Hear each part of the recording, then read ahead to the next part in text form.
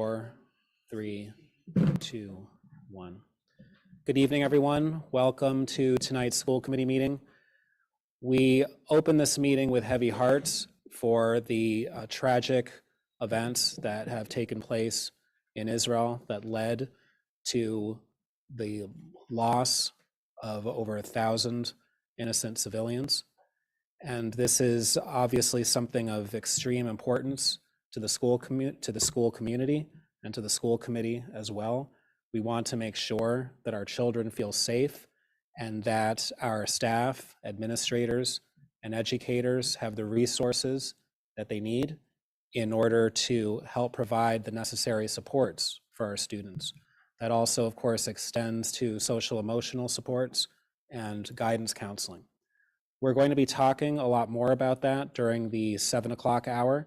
The reason that we're going to hold off on discussing this further until the 7 o'clock hour is in part because a lot of people are just getting out of work right now, and we want to make sure that everyone is ready to fully participate and watch.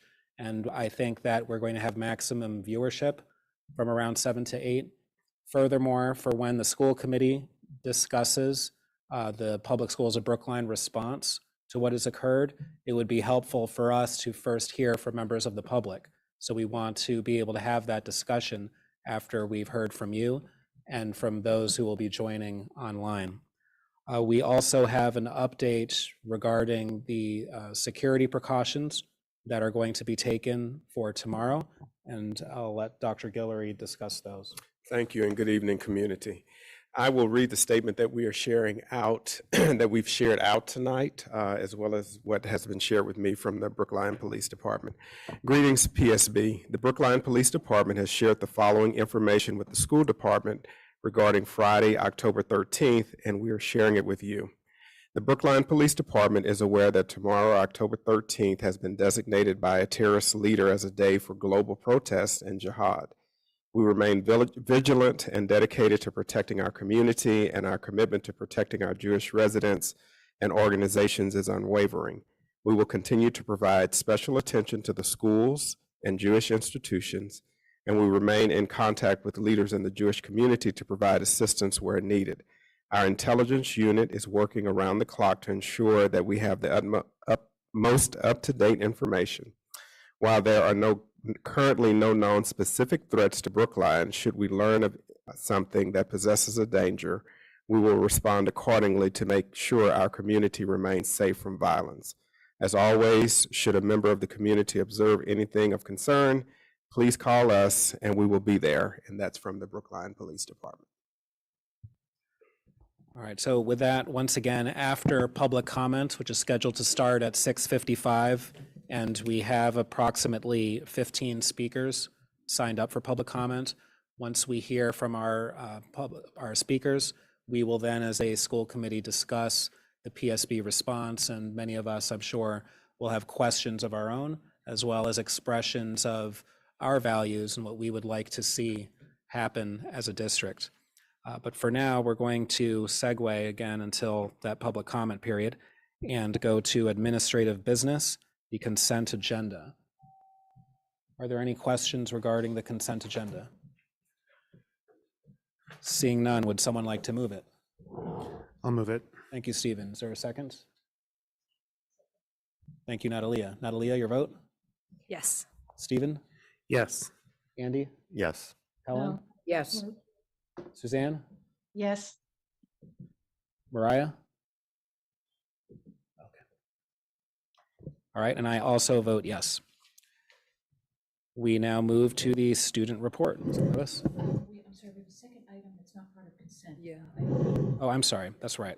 We also, before we move on, we have a possible vote to authorize the BHS Innovation Fund to serve beer and wine during their 25th anniversary celebration on October the 26th at Brookline High School. Students will be present from 7 to 8:15 to provide tours and musical performances, and students will be present during the speeches for the honoree from 8:15 to 9 o'clock. Would someone like to? I'll move it. Thank you, Helen. Is there a second? Thank you, Natalia. Natalia, your vote? Yes. Stephen? Yes. Andy? Yes. Helen? Yes. Suzanne? Yes. And I also vote yes. Now that brings us to the student report. Ms. Clevis? Thank you, Chair Perlman.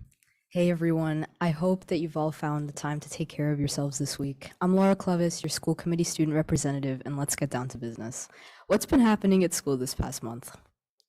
So school is back in full swing, from tests and quizzes to study for, papers to write, extracurriculars to join, and sports game to attend. Students are busy with a capital B. However, despite the seemingly never-ending demands of our academics, students and staff have carved out time to highlight the strengths of our school community. There are two events I'd love to highlight: Back to School Night and today's Latinx Assembly. First, Back to School Night. I'm glad I got to experience this through a new perspective, since last year I was a junior keeper responsible for providing directions for parents, guardians, and caregivers.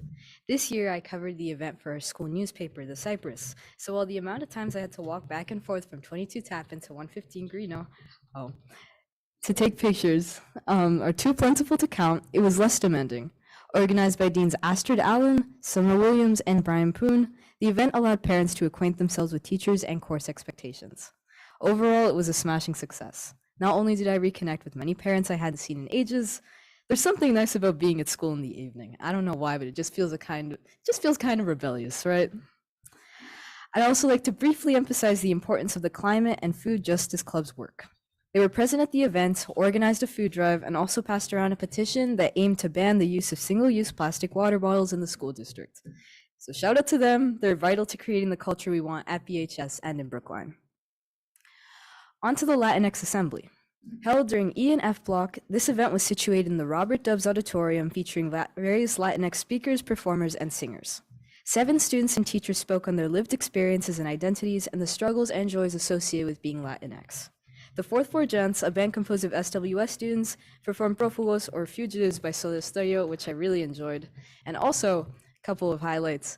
2 students at our school, Adriana Oviedo and Matilde Nofrega, they also performed a speech that was them riffing off of each other in Spanish and English, which I really thought was funny and very heartwarming. And as a Colombian American person, I could relate profoundly with many of the sentiments expressed throughout the assembly, and I felt heartened by the fact that we're making space for and honoring the voices of people of color at school. I'd like to conclude my comments with a mention of the impact current events have had on our school community. The conflict in Israel and Gaza has reverberated into the consciousness and hearts of many people around the world, particularly in Brookline, which boasts its own populations of Palestinians and Israelis. Teachers have had different ways of addressing the war, and Mr. Meyer addressed the conflict over the loudspeaker on Tuesday. More recently, the Jewish Student Union held an affinity space during advisory for students to process the event, and they also held a mitzvah for Israel after school. I think it's safe to say that this is something on everyone's minds. And I'd just like to say that I hope that people are able to come together and find a safe space at BHS during these hard times. On this somber yet hopeful note, I end my remarks. Thank you all and have a good night. Any questions for Ms. Clevis? Thank you very much, as always, for your presentation. Of course. We will now move on to a presentation on summer 2023 mini CIP school improvement project highlights. Mr. Simmons.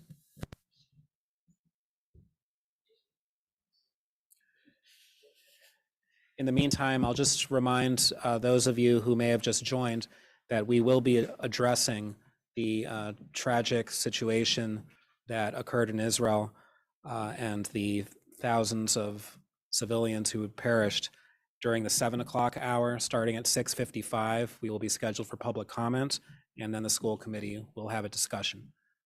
Mr. Simmons. Charlie Simmons from Director Buildings in town of Brookline. Go over some work that was done in the summer situation. Funding came from operating funds and capital. Charlie, the microphone is there. You might have to repeat. Can you hear me? Oh, there it goes. Try this again, part 2. Charlie Simmons, I'm Director of Buildings for the town of Brookline, and I wanted to go over some projects that we did this summer using funding from operations and capital. So if you recall, there was a fund called the Mini CIP.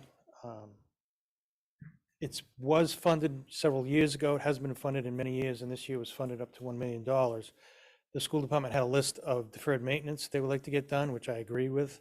And of that, it was prioritized, and we did a lot of work this summer.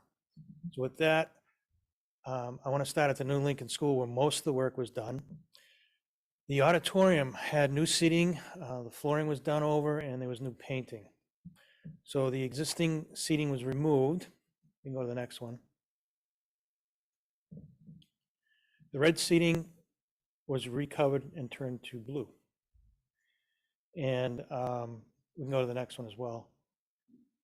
These are the final products. New colors, nice and clean. And no work has been done in there since 92, 93. So it came out really well. Next slide. Helen had a comment? Since we were on the auditorium, and I happen to be working a little bit on this too, in addition to what we did both with the seating and the painting, the stage was replaced this summer, and the lighting system for the Yes. auditorium, the lighting and sound system were upgraded because they were 30 years old, and it was time to have new ones there. So it really came out beautifully. Thank you. Helps me remind things. So the interior renovations, so we essentially redid the entire first floor, including hallways. New painting on the walls, new colors, doors were painted. And these are some of the pictures before and after. These are the hallways. This is the side staircase with new flooring. Next picture. Picture to the left is what it was before, and the picture to the right is with the new carpeting, and this is the main office. We pulled everything out, including where the secretary sits, Mrs. Jennings. And this is after, getting it new together. So there's brand new carpeting, brand new painting. Next slide. This is the principal's office before and after. Carpeting and painting. This is a side office, the same. The next one. This is a typical classroom. So this classroom had, as Helen mentioned, 30-year plus carpeting, and existing paint was original. So it has all new painting and all new carpeting. It really brightened up the space and cleaned it up a lot. In addition, we found some areas like this that had old lockers, original lockers, and they were pretty beat up. And instead of leaving it, we replaced them with newer lockers, the blue ones, to complement the rest of the corridor. Next. This is the music room. We kept the painting that was done. We were asked to save it. It has all new painting and all new flooring. Been very tired. And these are some of the corridors. Also, the New Lincoln's. Can I Go right just ahead. add one other thing? I'm sorry, because there's so much work that Charlie did. It's hard to remember it all. But all the woodwork, which was Thank you. natural woodwork, was sanded and restained and really made a huge difference in the school. When you put in things that last, you can redo them and they just come back to life. So thank you. Sorry. In addition, with a side project, I have some energy conservation funds, which I've been using to install heat pumps for heating in the buildings. This is my attempt to try and reduce our use of fossil fuels. So the first floor at the New Lincoln had these installed, and I'm trying to get, and we'll be getting some rebate money back from Mass Save on this. And I've been doing this for quite a number of years. Next slide. Can I just make one comment on that? Sure.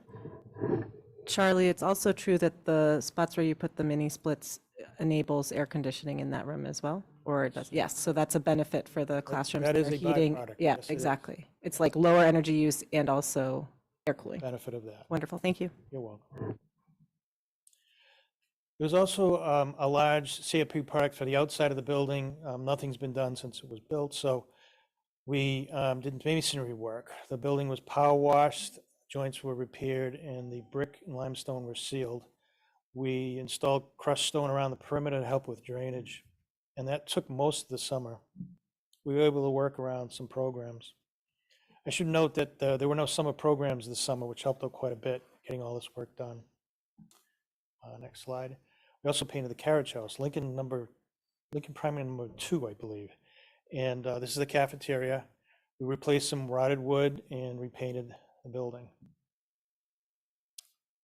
Next slide. Next one. So the Veronica School, we also did some miscellaneous work. This is a safe space we're still working on in the lower levels. The materials still have not come in on it. It's part of their special ed program. I also, as a separate CIP item, have been replacing fire doors in various schools, and this is with one of the schools that came up. So taking advantage that they didn't have a summer program, I started replacing all the doors in the hallways. Quite a few of them, actually.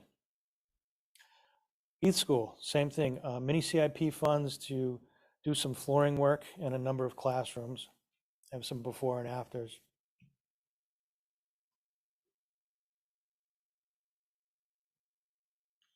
This is some, if you could go back just one second. We were also asked to put some sound panels in the music room. We've been putting them in the cafeteria and other buildings. Helps to absorb the sound and prevent the vibration. Typical classroom. That's the after, right? With the new story. Yeah, I forgot my glasses over there, but I believe so, yes. You can go to the next one. Lawrence School. So Lawrence School, we did some work using operations money that we had to clean up some spaces down there that had been on my repair list for many years. This is one of the classrooms we did some carpeting. Baker School. We did some work at the Baker School. One of the bigger projects was to refinish the auditorium. The floor was completely sanded. All the existing chairs from the 1920s, I believe, were all removed and recycled, I should say. They were picked up for free. There are the chairs right now. Stage, flooring, and the auditorium flooring was all sanded and sealed. All new paint. Did some work on the window trim and bought new furniture, new movable chairs, so you can use the space in different ways. Also repaired some lighting and some electrical work. Go to the next one. So now it can be used for a number of different things. This was just done, from what I understand, a few days ago. This is being used as a cafeteria now to help support that program. They put the tables out and the younger children eat there, and then they fold them up and they use the chairs on the left along the windows, and they put them out if there's going to be a performance or some need for that. We did the same thing we did at Heath. There were a number of rooms that the principal wanted to have some flooring done. They were prioritized.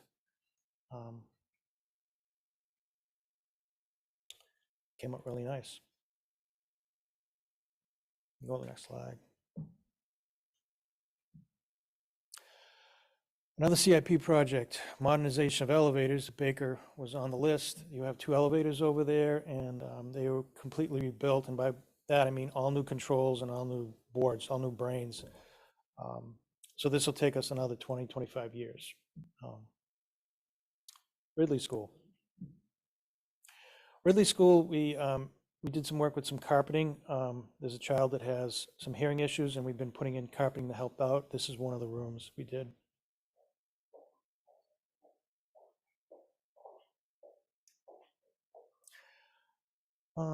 I know the high school project has been going on for many, many, many years. And one of the last projects of that was the quad. The quad has finally been done. I know it's been on Helen's list for 30 years that I've been here. It's 97. 97, I'm sorry, all right. It came out great. I guess it was worth the wait. It's a beautiful space now. In addition to that, we can go to the next one. There was the street work that was done by the DPW supervising it using high school funds from the capital project. Street was reconfigured, wider sidewalks, plantings. Came out great. Headmaster's very happy. Go to the next one. New benches, new sidewalks. Go to the next one. And you can go to the next one. What we're getting to is the field had new grass and there's a new playground area. Part of it as well. That was completed and the grass area was opened. There were 2 other projects at the end of the original project on the 3rd floor, and we completed another project. These are the old science rooms. The old science rooms were disassembled and new flooring and new painting. These are some of the end results. New fire doors as well. So is this the 3rd floor over the captain's room? Yes, No, sludge gym, going back. all the way back. Yeah, we did. So going back to Welland, you take that corridor, then it would end up at the Schwartz. Yeah. Over 2 years. It was 2 different contractors over 2 years. And how it happened. You can go to the next slide. In addition, there was another CIP project at the high school funded separately. These are fire doors that I would been replacing throughout the building with new fire doors. And the headmaster and the assistant headmaster asked for some new flooring in classrooms, which we helped them as much as we could. There were about 5 classrooms that were done. This is because of a flood that we had in the basement of the Slunch Gym. The floor came up and we needed to repair it. It was an outcome of all those floods we had in the summer. I don't know if you recall, Tappan had flooded and we had some water coming in the high school. So we ended up doing some painting and new flooring. I want to speak a little bit about solar panels. We have been putting solar panels on the schools. This is the list of the latest. This is actually a picture looking down from the phys ed to the pool. The pool and the phys ed were combined as one project. Fortunately, the shot of the phys ed is not very good, so I didn't include it tonight. But that was one of the locations that was just started up about 6 months ago. The next one is the high school. The high school roof, because of the renovation work, did not get completely covered. Those areas that were not going to be affected by the contract work were the only areas that we ended up putting panels on. And there's the end result. The Baldwin School. The Baldwin School is the former Winthrop House.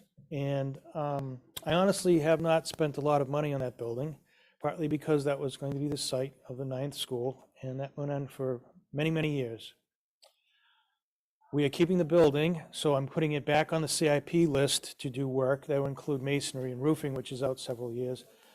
But the building needs to be repurposed, and I put a budget together of approximately $550,000 to clean it up, new heating system, new electrical, and renovation of the bathrooms. There's also some minor handicap work we're doing as well. I did try to get monies to put in a lift, but that didn't work out, so I'll continue that and we'll try next year. Jumping into the Pierce School. Now I want to talk about the old Lincoln Newbury. When the Pierce School project happens, the younger children will be going to the old Lincoln School and the older will be going to Newbury. So at Old Lincoln itself, there's very little work that we're going to be doing. Most of it's been set up that way. Here's the auditorium. Some work I have to do outside, and there'll be some older Driscoll furniture that'll be replaced and put down to the old Lincoln from Driscoll, so we're going to be recycling that furniture as well. Just needs to be cleaned up. Now at Newbury, the 2 top floors are going to become the grades 6 through 8, and I've already started work on that. We have a list. This is an old computer room. We removed it and started doing some flooring and patching work. This is some rooms by the main office. This is actually the back part of the school. It was a newer addition put on, and it's actually in very, very good shape. Most of the work I'm doing is in the front part of the building, and this is one of the offices in the front. We're replacing the flooring. New Driscoll School. I don't want to talk a lot about it. I know you would like to open it, as I would. I just took some pictures today. I've actually spent about 7 hours there today. I'm glad to be here. We are working very hard to get that building open, and it will open. A lot of little things to finish, as usual. It's a race to the end, but a beautiful building. Very, very beautiful building. I'm very impressed. I've been doing this for a while. It's very well designed. So with that, a lot of people say that I'm doing the work. I'm really not doing the work. I'm just sort of a manager. These are the people that helped me a lot this summer. Colors, fabrics. I don't know if you know who that is, but and Sarah Gooding, who works for me, and Karen King also helped out quite a bit, and I needed that help. It was a lot of work to get done in a very short amount of time. So thank you. Oh, I'm sorry, there was one last slide. I wanted to thank Beth McDonald for helping put that together for me. So, if anybody has any questions? Any questions? All right, well, thank you very much for that Thank you. presentation. Oh, I'm sorry. I guess- Go ahead, Mariah. Wait, hold on. Let me, Yeah, go first. May I just really want to thank Charlie and his You're welcome. team for all the work they did, getting these bids together, getting the work done, making sure it got done during the summer, so we had the schools ready for September. It was a Herculean job, and we really appreciate it. Thank you. Mariah? I also want to say thank you. And also just that it was really great with getting this large amount of money and really being able to spend it. And I think showing the impact in the slideshow was wonderful to be able to show the impact of that. And hopefully we'll continue to have that collaboration that's been working so well and see multiple years of this going forward to really address the deferred maintenance of the I building. hope so as well. It'll really help the schools out. And we did put in for a CIP item for next year, and we'll see how it gets funded. Yeah, thanks, Charlie. Thank you. Thank you. And we will now move to the superintendent's reports. Dr. Guillory?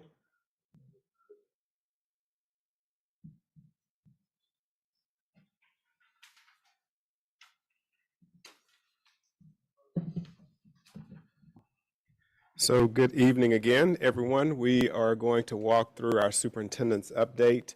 Lots of exciting things happening in around the district. So our agenda for tonight is our community highlights, the superintendent's school visits, staffing updates, important dates, and spotlight on excellence. And then as Chair Perlman shared later on, we will talk about the PSB response. So with that, our fall screening day, the BEEP program will conduct a preschool screening Tuesday, November 14th. This is a free and optional service for preschool aged Brookline residents, ages 2.6 to 5, who are not currently attending BEEP. The fall screening day is meant to help families better understand their child's development and to determine if special education evaluation is recommended. So that's Tuesday, November 14th. National School Lunch Week is this week at PSB, a great way to introduce our students to all the cafeterias, what they have to offer. Activities have been planned during lunches at all school cafeterias, including taste tests, scavenger hunts, and more. October 10th, Brookline Food Services and the Brookline Farm to School initiative planned a special community meal to honor Indigenous Peoples Day. The menu was planned by an Indigenous leader in our community, Felina Silver, who is the chairperson of the town's Brookline's Indigenous Peoples Celebration Committee and wears many other hats within the community. Felina graduated BHS in 1981. And I'm not sure if you can read the menu that's there, but it's roasted sweet potato, a braised turkey, and cranberry sauce. That's about as much as my eyes will let me read right now. National School Lunch Week again, we're introducing kelp at the public schools of Brookline. The PSB partnered with North Coast Seafoods to introduce kelp into our school meals. Brookline High School at BHS during National School Lunch Week, grown and hand harvested by fishing families in New England. Kelp is one of the most nutrient-dense foods on the planet. It's packed with minerals, vitamins, antioxidants, supporting heart, gut, thyroid health, and more. Additionally, kelp is a carbon neutral, sustainable, zero input crop. Kelp farms are regenerative, improving ocean health by removing excess carbon and locally mitigating the effects of ocean acidification in the Gulf of Maine. The BHS Sustainability Group, Corp, has created a new service opportunity for students as well as community members, caregivers, and parents with the new BHS Indoor Farm. With support from the BHS PTO, the National Education Association, and PSB Food Services, there are now several new indoor grow racks located in the BHS cafeteria. The goal is to grow and produce a weekly harvest of local, nutrient-dense, organic leafy greens and herbs for the BHS salad bar. The 20th Annual College Essay Workshop was held on September 30th. Over 170 students participated in this annual essay workshop, and a partnership between BHS PTO and the BHS English Department. Students worked with teachers from across the school and parent community volunteers, as well as with each other, to start, refine, and finalize their college essay. This exciting project has helped over 3,000 students navigate an important part of the college application process in its 20 years. The BHS Outdoor Adventure Club was created during the height of COVID, when in-person interaction and activities were hard to come by. Being outside offered teens a safe way to gather and have fun. The club is still going strong, putting on adventures every couple of weeks that any BHS student can join. Last week, 20 intrepid BHS adventurers took to the Charles River on kayaks and paddleboards on a perfect fall afternoon. The LGBTQ Task Force is a group of committed students, family members, teachers, staff, and community members working together to identify the most prominent issues facing the LGBTQ kids in our district and to work to find new solutions. The group meets once a month on Monday nights over Zoom. All members join a subcommittee and work with their subcommittee to enact change. The task force is having their first meeting of the school year this Saturday, October 14th, from 10 to 12 in the MLK room at BHS, which is 115 Greenough. And again, this is the LGBTQ plus task force. Unified Sports at BHS had their first ever game this week, and it was a buzzer beater win from what I understand. Here are some pictures from the game, and I think besides seeing the kids engaged, here are some of the quotes about the game. "This was the greatest shot of my life," says John Carroll. "This is everything I love about sports, with none of the stuff I hate about competitive sports," said Gabby Hunter. "The spirit of unified basketball made that shot go in," says Emily McGinnis. "This is the best basketball game I've ever seen," commented to a Brookline fan. "This was the best hour I've ever had at BHS," Lexi Batter. "And I can't stop smiling and my face hurts," was just about everyone at the game. So again, we are proud of the support to get this launched this school year. We want to share a remembrance for Peter Rowe. Peter was the former Deputy Superintendent of Administration and Finance here at the Public Schools of Brookline. He passed away Sunday, October 8th, at the age of 75. Peter served first as a middle school science teacher and ultimately as Deputy Superintendent here in the PSB. He is survived by his wife, Betty, his siblings, Virginia, Bruce, and Donald, his children, Benjamin, Zachary, Andrew, and Allison, and his grandchildren, Quentin and Alex, and numerous nieces and nephews. Helen? If I could take a moment from the committee, I worked with Peter the whole time he was here in Brookline. He was real mensch. He was somebody who always was helpful, always really worked hard to make Brookline a better place. And he had 4 children who went through Runkle School and BHS. He was part of the community, and he'll be deeply missed by me and many others. So I just wanted to make sure that people knew who he was. Thank you, Helen. Thank you. And for a staffing update, we are pleased to share that Leonard Bell has joined the Public Schools of Brookline as the new Director of Operations. While his name is Leonard, he goes by Lynn.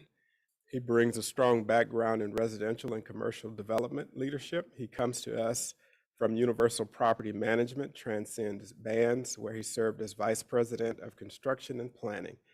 Prior to this role, he was Director of Facilities and Capital Planning for the town of Hudson. We warmly welcome Lynn to the PSB community. Yes, he started. Yep.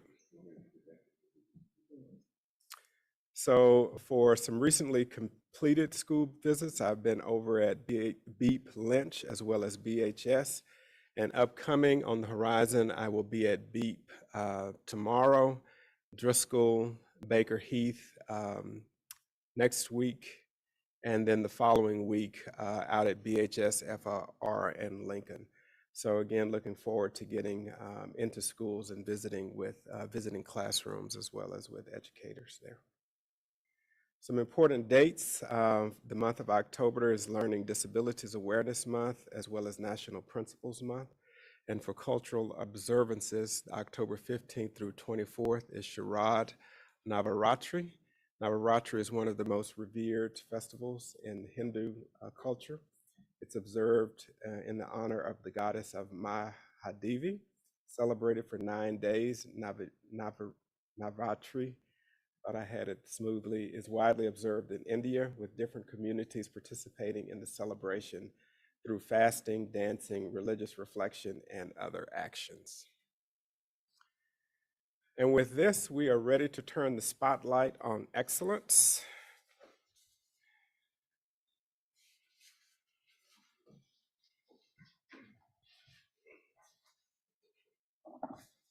Tonight, we shine the spotlight on excellence on the Brookline exhibition.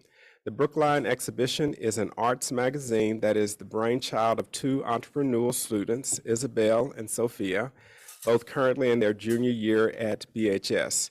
They saw a need in their communities to celebrate the incredible creativity and learning of students in the Brookline School District. They envisioned the Brookline Exhibition magazine to do just that. We are pleased to have Isabel and Sophia with us this evening to share more about the Brookline exhibition, how it went from an idea to reality. At this time, I will turn the microphone over to Isabel and Sophia. Hello, I'm Sophia. And I'm Isabel. And we worked together to create the Brookline exhibition. And we have a slideshow, I'm pretty sure. Yes, there it is. It is green, yes. We can go Can we go to the first. next?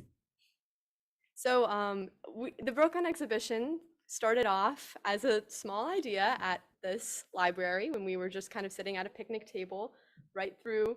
You can see on the second image right there, we were just sitting, kind of talking, thinking about how in our school, we noticed there isn't a huge emphasis on creative works and isn't a huge appreciation of them within the community at BHS and kind of beyond. And we were brainstorming ideas of how we could make something that could appreciate this. And it started off with maybe we could make something that recognizes essays. It could be an essay competition, and it evolved into we should accept all types of creative works, arts and writing, and we ended up landing on the idea of producing a magazine because we really like the physical aspect of holding a magazine in your hand, because everything is so digitized these days. So we really liked that idea, and we wanted to incorporate everything. Is kind of what we landed on. We wanted all creative works. We can go to the next slide. And this is our brainstorming journal. We made this in my attic. You can see it's titled Magazine Thing. And we were brainstorming different name ideas for what we wanted it to be. We went through a lot, and we landed on the Brookline exhibition, which is squared at the bottom right there. And this kind of launched our first phase, which was emailing a lot of people, trying to get this thing off the ground, turning it from an idea into a reality. And what we faced was a lot of people ignoring our emails. No responses, not no's, just no responses. And it was pretty disheartening because, I mean, being so young, we started this in our end of freshman year. We already didn't really know how to navigate this world, how to really do anything, write an email even. So being ignored was really, really difficult at the beginning. But we learned eventually it's very normal. So we can go to the next slide. And then we finally got an email back from Donna Sartanowitz, the arts curriculum coordinator for all the K through 12 schools. And we finally realized that maybe this could become a reality. So we started looking for places that we could send out grant applications to, such as the Mass Cultural Council. And once we sent that out, we started trying to publicize the magazine to all the schools. So on the left there's an example of one of our first posters. We wanted the magazine to include all grades, but we also decided to include an incentive of a $100 prize, one for the K through 8 schools and one for the high school, because we understand that students are busy, and an incentive just helps to get even more people involved. And then also we started making our website, which is in the bottom right-hand corner, to really push the magazine even further. And this was around January. It's been like almost a year since we kind of had this idea when we got the notification that our grant had been accepted for the Mass Cultural Council, and we got $966 from them, which was like one of the best emails I've received. Definitely better than being ignored. Yeah, and writing grants is a painful process, which we also soon learned. So we were so happy to receive this, but it was also really terrifying because now we had $966 and no art submissions, and now we were like, okay, we should start collecting art and actually making this a reality, because we've promised and this organization has kind of entrusted us with their money to do this thing. It felt validating, but very, very terrifying at the same time. Can go on. We can. Yeah, so as you can see on our graph, we started accepting submissions in January, and we sat at like a cool 7 submissions up until around like mid-March, when we sent out a Canvas announcement, which is, for anyone who doesn't know, a notification that all students get on their phone, which is about school clubs, even schoolwork. And it shot up in March until like the end of April to 141 responses. And it wasn't even the quantity that really shocked us. It was also like just seeing how good each art piece was. And you can even look in the magazines we gave you, and look on our website, because we have all the submissions on there of just how much amazing work there really is. That, I mean, we had no idea how many amazing artists there are, even though we were trying to create this program for it. So it was just, I mean, mind-blowing even to see how many amazing submissions we got. We can move on.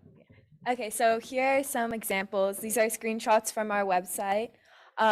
So we really wanted to include a range of all mediums. We didn't want to limit anyone's art.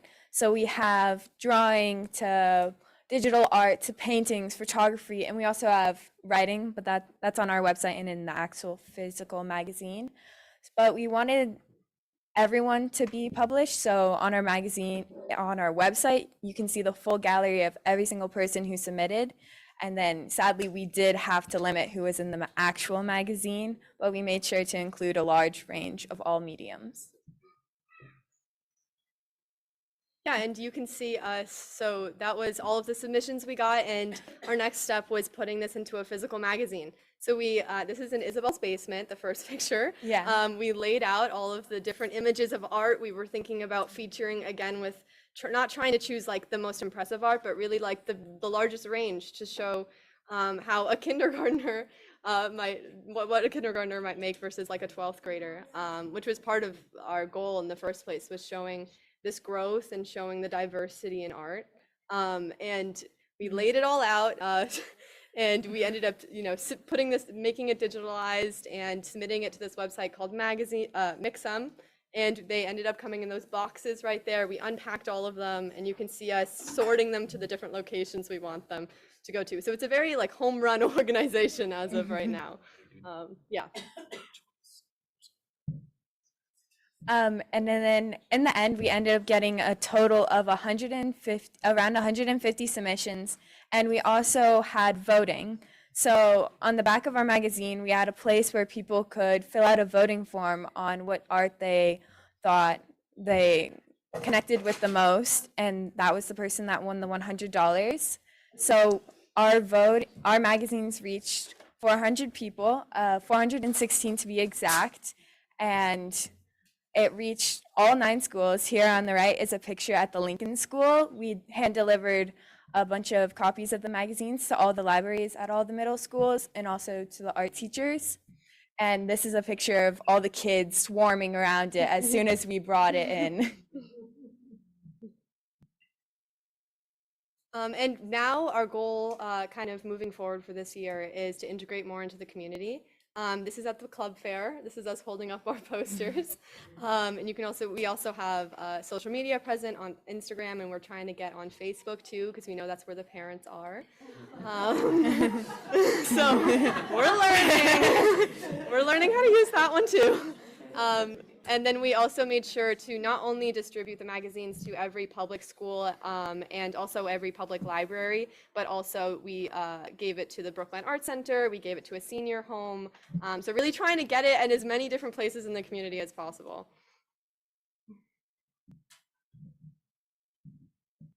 And so we have 4 main goals for the next year.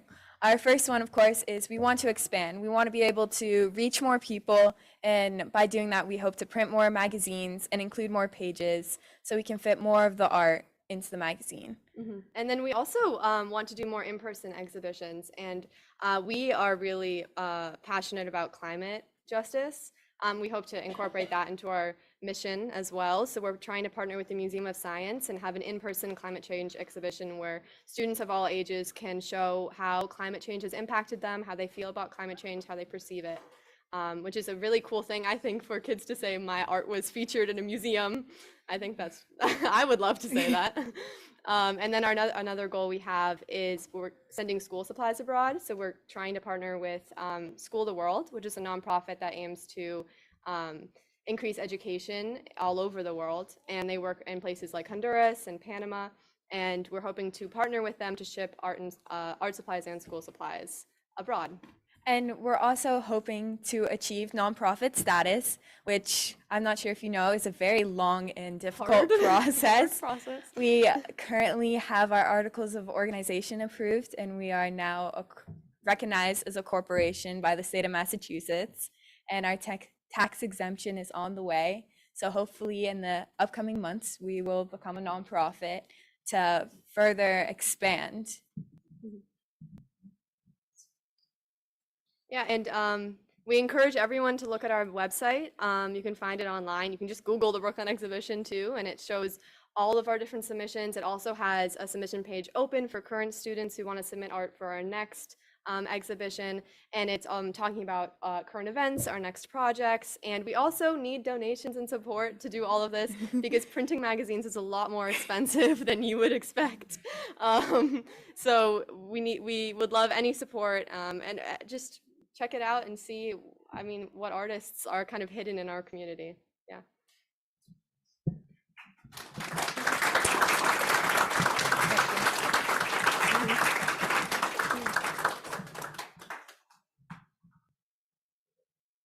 Yeah, so we would, we're opening up to any questions if anyone has any. Ellen? It's amazing. This is absolutely, I mean, I just, thumbed through here while you were talking, and it's amazing artwork that our students do. It's amazing how you put this together. I mean, I think you're going to be starting to run a Fortune 500 company pretty soon at the rate you're going. And I think you probably have a lawyer who can help you with some of the nonprofit status. But thank you. And thank you for spotlighting this program. It's amazing. Suzanne? Yeah, thank you, David. Thank you for this. This is amazing. I had 2 quick questions. Do you have grant money for this year? That's one. And the other is do you have an advisor from the BHS? Yeah, so I am in charge of applying for grants, and we've applied to the Mass Cultural Council one again, and you find out about that one in January. And we're also, I'm in the process of applying to a couple more, so we don't have any money from grants yet. They usually come out around January, but we're also hoping to get money from donations this year, in addition to grants, just so we can become a little bit more independent. So not yet, but hopefully. And for the second question. We do have an advisor at the high school. We recently became a club with Brookline High School. Our advisor is Alfred Chan. He's one of the English teachers at the high school, and he also has his own nonprofit, so he has been able to sort of guide us along the way and really support the process. And Donna Sartanowitz has really, not officially, but she has really acted as an advisor for us and made the whole process, the whole project possible. So. And I have one other quickie. I just wonder how you came up with the number 996 for your grant amount. Yeah, so I calculated out exactly how much we would need to buy, I think it was like 200 copies of the magazine. And they kind of ask you to fill in like this chart. And I didn't want to lie about the $44, so I put 966. Great, congratulations. Well done. Natalia? It's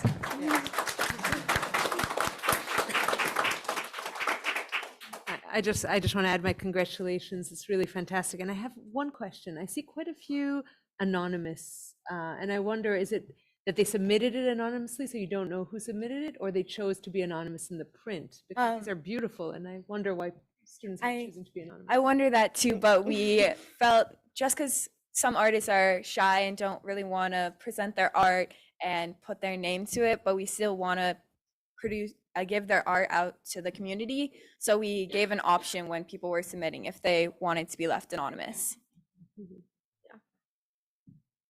Mariah? Thank you. This is really beautiful. And I love the way you thought about it as an all school, all ages activity. It's really so lovely, and the quality is wonderful. I've been following the BHS Instagram. Do you follow the BHS Art Space? So I just want, you know what I'm talking about, which is like, and that's really great too, to see that. That's on Instagram for all of us who aren't so old that we only use Facebook. That's an all ages one. But BHS Art Space does pictures too of the art from the high school, which is really beautiful to see and wonderful. And I have some ideas for you also of other ways you might want to think about getting the art out into the community and ways to get money. So if you want to email me afterwards, then They're always looking for ideas. yeah. So I'd be happy to talk to you about that. Okay? Thank you. Okay. Yeah.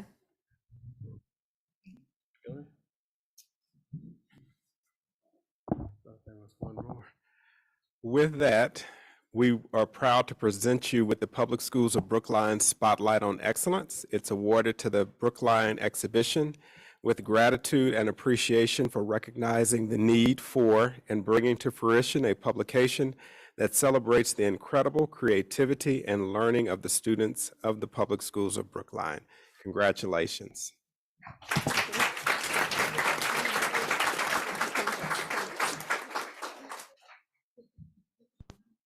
Yes, thank you very much for that presentation, for that very impressive work that you've shared with us, for your entrepreneurial spirit. It's extremely impressive. Thank you. Thank you. Thank you. Yeah. All right, we are running a bit behind schedule, so what I'm going to do, because at 6 o'clock we had a few of you here, and now at 6:55 we have an overflow crowd.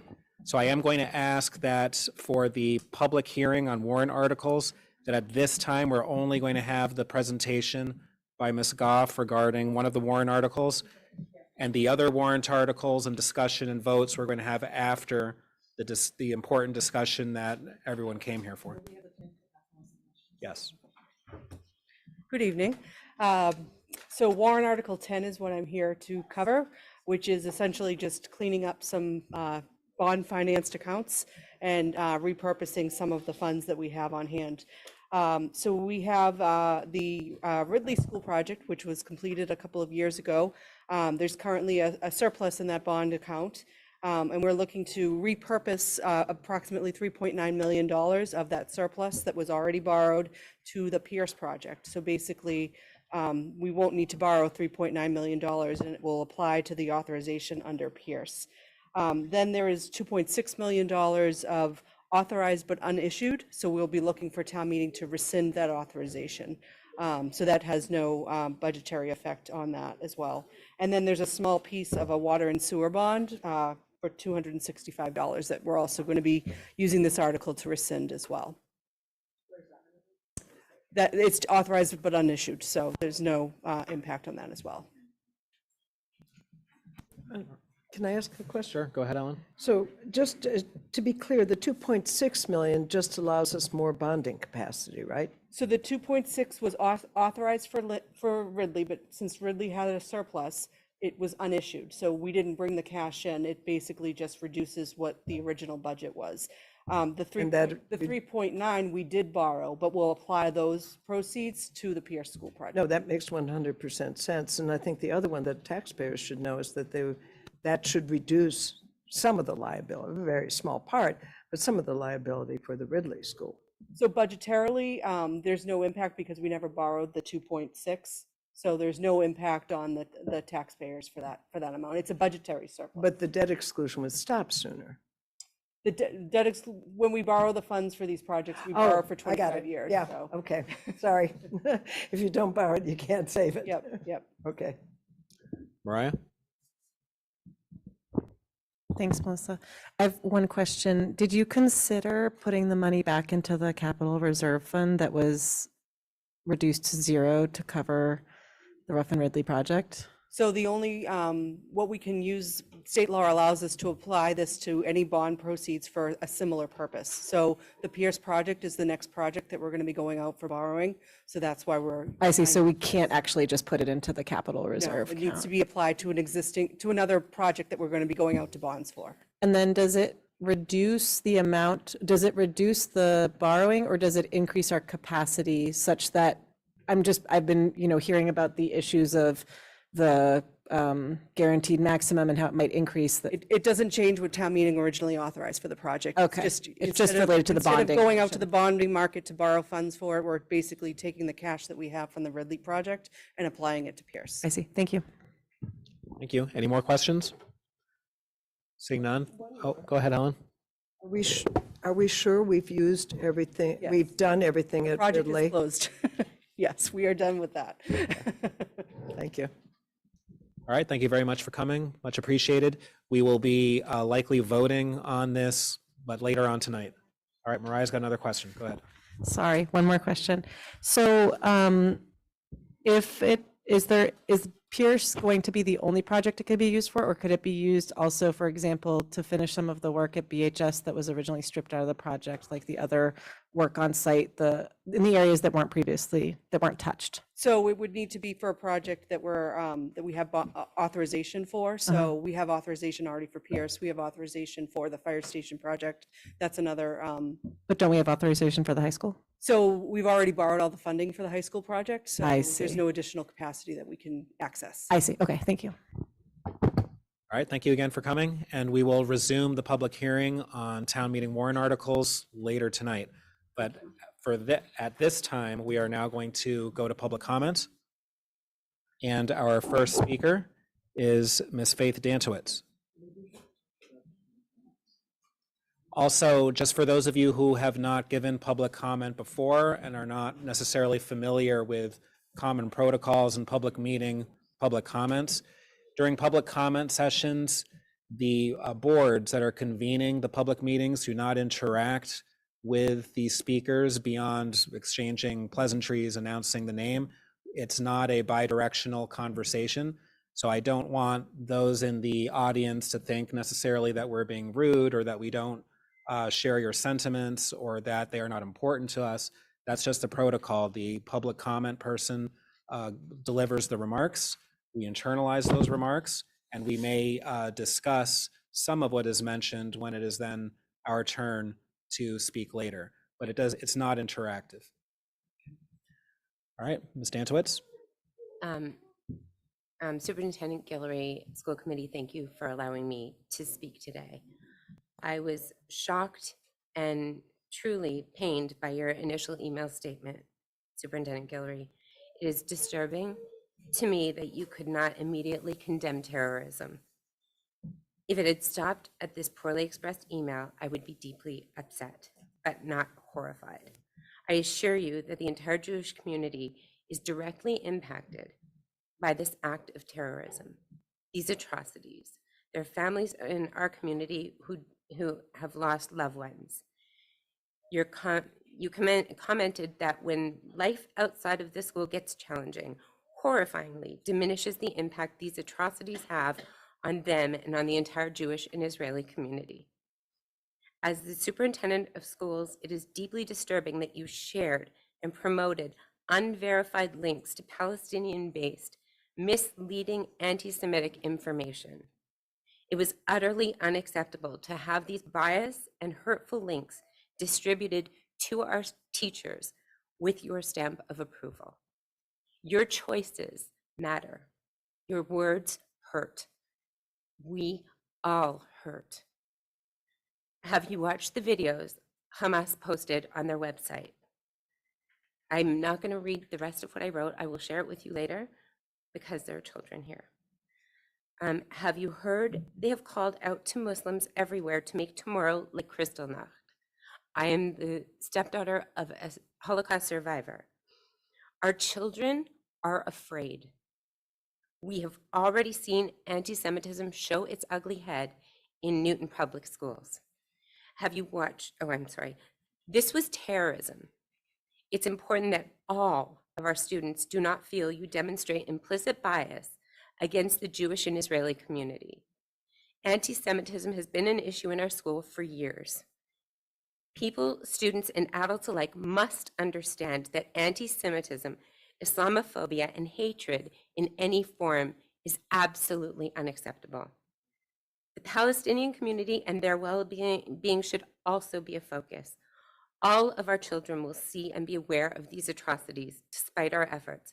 It's unavoidable. No matter how hard we attempt to shelter them from these images, refusing to label these actions terrorism and anti-Semitism from ignorance or bias does harm. Instead of promulgating a false narrative, it would have been better for our community to only share resources for help, counseling, and suggestions for restorative healing. As a resident of Brookline, as a parent of 3 children, those are my expectations. Those are the resources I expected you to share with our teachers. It is essential that all of our students and all public schools of Brookline employees feel safe. And I'm grateful for your emailed response to our distress. I'm thankful your email when you responded, the second email. I'm thankful for this discussion, but I remain deeply concerned. Your second email starts with we and ends with I. I would like to know, and I'm certain that some of our community would like to know, who we is. Dr. Guillory, who shared those offensive online resources with you? Who suggested they be disseminated to our educators and indirectly to our children? Has similar rhetoric been shared in the past, entering our educational system in Brookline? This is not the first time our community has experienced this, and past inaction has already damaged trust. Why are you apologizing? Oh, I already said that, I'm sorry. As I speak of these harrowing issues, I must emphasize Hamas is not Palestine. Hamas is a political faction that has been unequivocally classified a terrorist organization.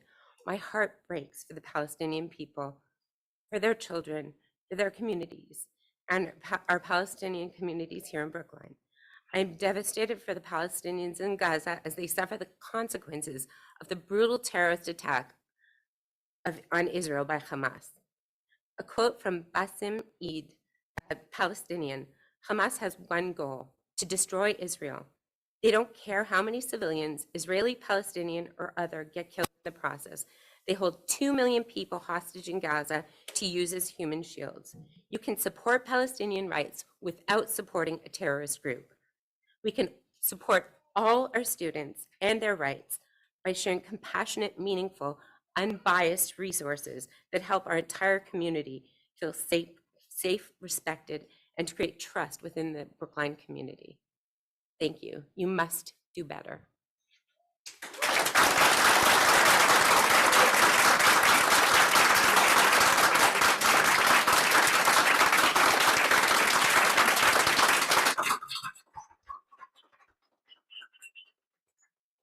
Thank you, Ms. Dantowitz. Next, we have Dr. Yanai Gonzarowski. No, there will be a discussion that we have following public comment, but in public comment, we don't respond individually to each speaker. Go ahead, Dr. Gonzarowski. Unbalanced Superintendent Guillory, unbalance is the word that you used to describe the text that you sent our children's educators to build their background knowledge. These are your words of the conflict of the Middle East. These texts, sir, call the fact that the United Nations created Israel a myth. That is not unbalanced. That is a lie. These texts deny the right of Israel to exist. That is not unbalanced. That is a statement that justifies terrorism and genocide and goes against the core values reiterated by the US government and every American leader. These texts call Zionism an ideology of ethnic supremacy. Famed Soviet Nobel Peace Laureate Andrei Sakharov warned that equating Zionism with racism contributes to anti-Semitic tendencies in many countries. Sir, the texts that you sent are not unbalanced. These texts put our children in danger. Superintendent Guillory, you sent anti-Semitic, terrorist-justifying propaganda that puts our children in danger. How could you have done this? It only took me a few minutes to find these quotes. You have a PhD, you have been trained in critical reading of texts. Whether or not these anti-Semitic violence inciting pieces of propaganda were collected by you or only sent by you, you bear the responsibility of sending them. Saying that your messaging was unbalanced and poor communication is belittling the dangers of anti-Semitism and belittling your responsibility. We have lost the trust, sir. In your judgment regarding our children's education, we have lost the trust that you can keep our children safe. If you wish to try to regain any trust, nicely worded communication is not enough. Any attempt must contain an honest, not sugar-coated, analysis of what exactly happened and how it was allowed to happen. It must detail a list of new safeguards in place to make sure this cannot ever happen again. Esteemed members of the school board, your responsibility to our community is to make sure that one way or another, we have a superintendent whom we can trust. Thank you.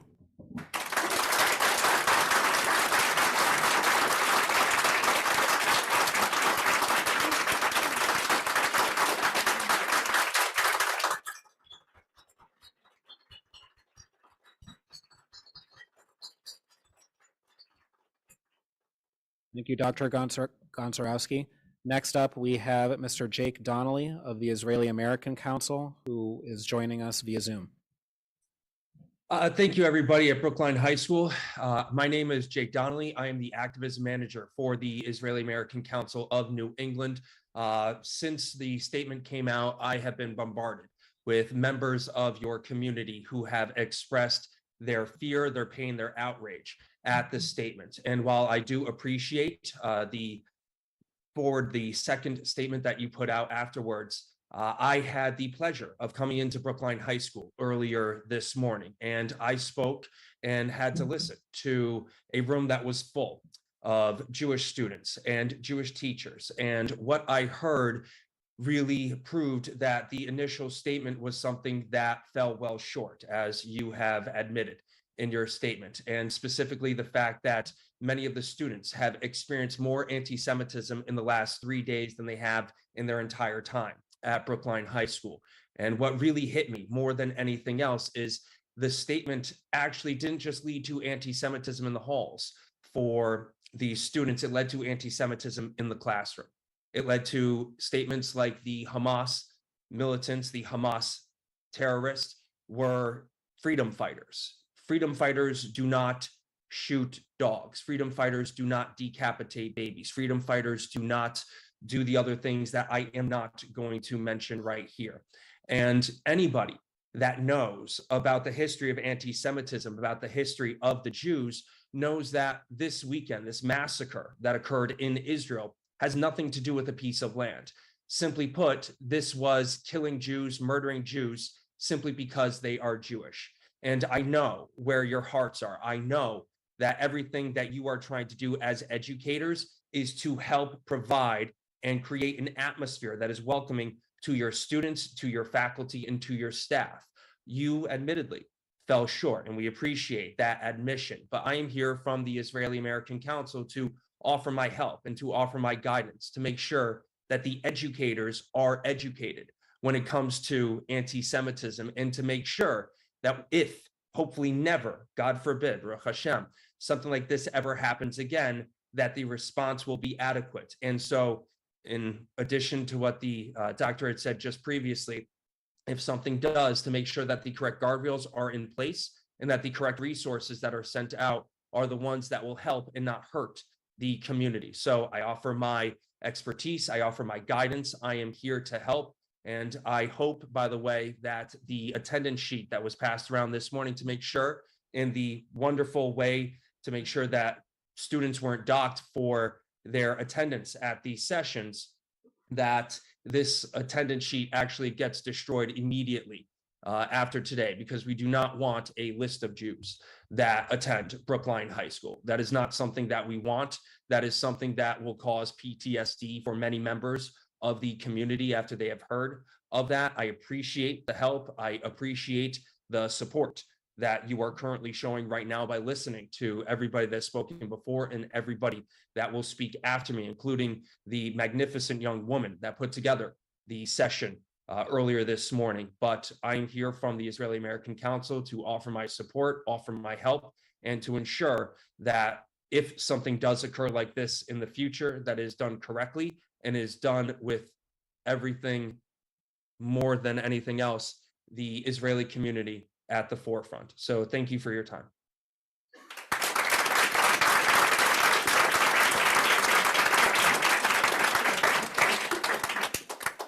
Thank you, Mr. Donnelly. Next, we have Ruvi Kitov. Mr. Kitov, go right ahead when you're ready. Thank you. My name is Ruvi Kitov. Our middle daughter is currently attending Brookline High as a senior. When I read the communications sent out by Brookline Public Schools on October 9th and 10th, I was shocked to see the stance that the school district and the education leaders took. There was no condemnation of the terrorist attacks that took place. There was only a general mention of casualties on both sides, and there were links sent out to several one-sided sources, and a previous speaker has spoken about that already. All of our elected officials and representatives strongly condemned the terrorist attacks back on October 7th. That includes President Biden, Governor Healy, Senators Warren and Markey, and Representative Auchincloss.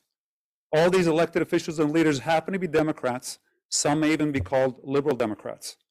So what conclusion can we come to from the statements made by the school district and educators? That the Brookline Public Schools stand with Ilhan Omar instead of Biden, Healy, Warren, Markey, and Auchincloss? That the Brookline Public Schools have been captured by fringe groups with an extreme one-sided view of the Israeli-Palestinian conflict? It seems that the views of the school administration are worlds apart from the views of the vast majority of Brookline residents and parents. And while I appreciate the superintendent's correction posted on October 11th about mistakes that were made, the correction was made several days after outraged parents voiced their shock at the original statements. So my question to the superintendent is, what were you thinking? Did you really think the original message was appropriate? And if the answer is you didn't read it and let a staffer write and send it, then you have some serious thinking to do about your priorities and focus. The school administrator's response felt like either a strong anti-Israel bias or fear of speaking the truth, or both. That's not how we want our children to be educated. I expect the school administration and teachers to speak the truth and stand on the right side of history. Thank you.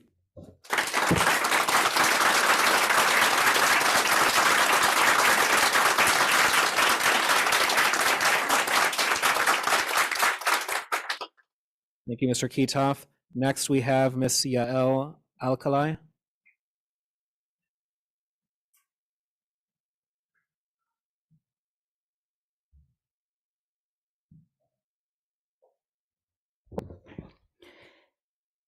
Dear Brooklyn School Committee, my name is Yael Alkalai. I'm a Jewish Israeli mother. My two daughters attend the FOR school. Thank you for the opportunity to speak here today. I'd like to address the alarming Brooklyn Public School leadership's moral ambiguity and education guidance regarding terrorism and anti-Semitism. These past Saturdays, we witnessed one of the most horrific attacks on civilians in recent memory taking place in Israel. Hamas terrorists committed unspeakable acts against babies, children, women, men, all innocent people. President Biden firmly condemned the deadly attack against Israel as an act of sheer evil. Brookline, as a large Jewish community, many of us have personal connections to victims directly impacted by these horrific events. We are heartbroken and devastated. Mourning the slaughters of more than 1,000 people. We receive immense support from our wonderful Brookline diverse and international community, including friends, neighbors, our PTO, and teachers. And yet, we were shocked and extremely disappointed by the official communication and, more importantly, the education guidance that was issued by Superintendent Dr. Gilroy. First, lack of clearly condemning of Hamas barbaric terrorism.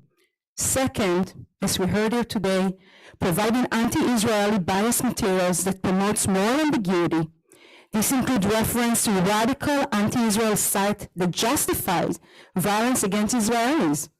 These materials are not just unbalanced.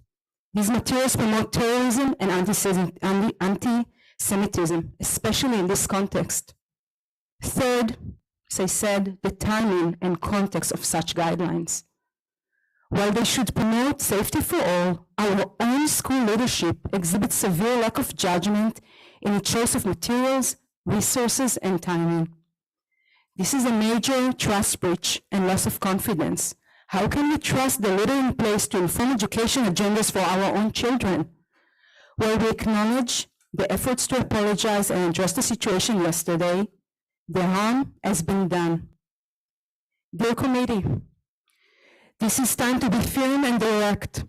We ask you to speak up, take full responsibility and action, conduct major leadership reevaluation and assessment.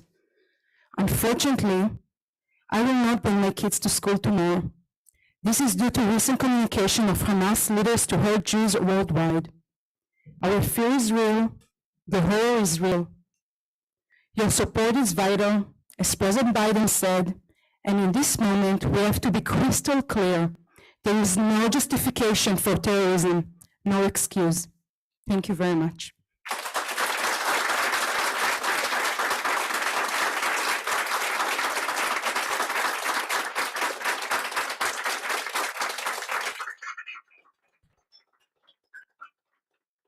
Thank you, Ms. Alkali.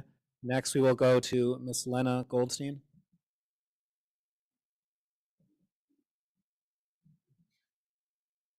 Is she online? All right, we'll come back to her.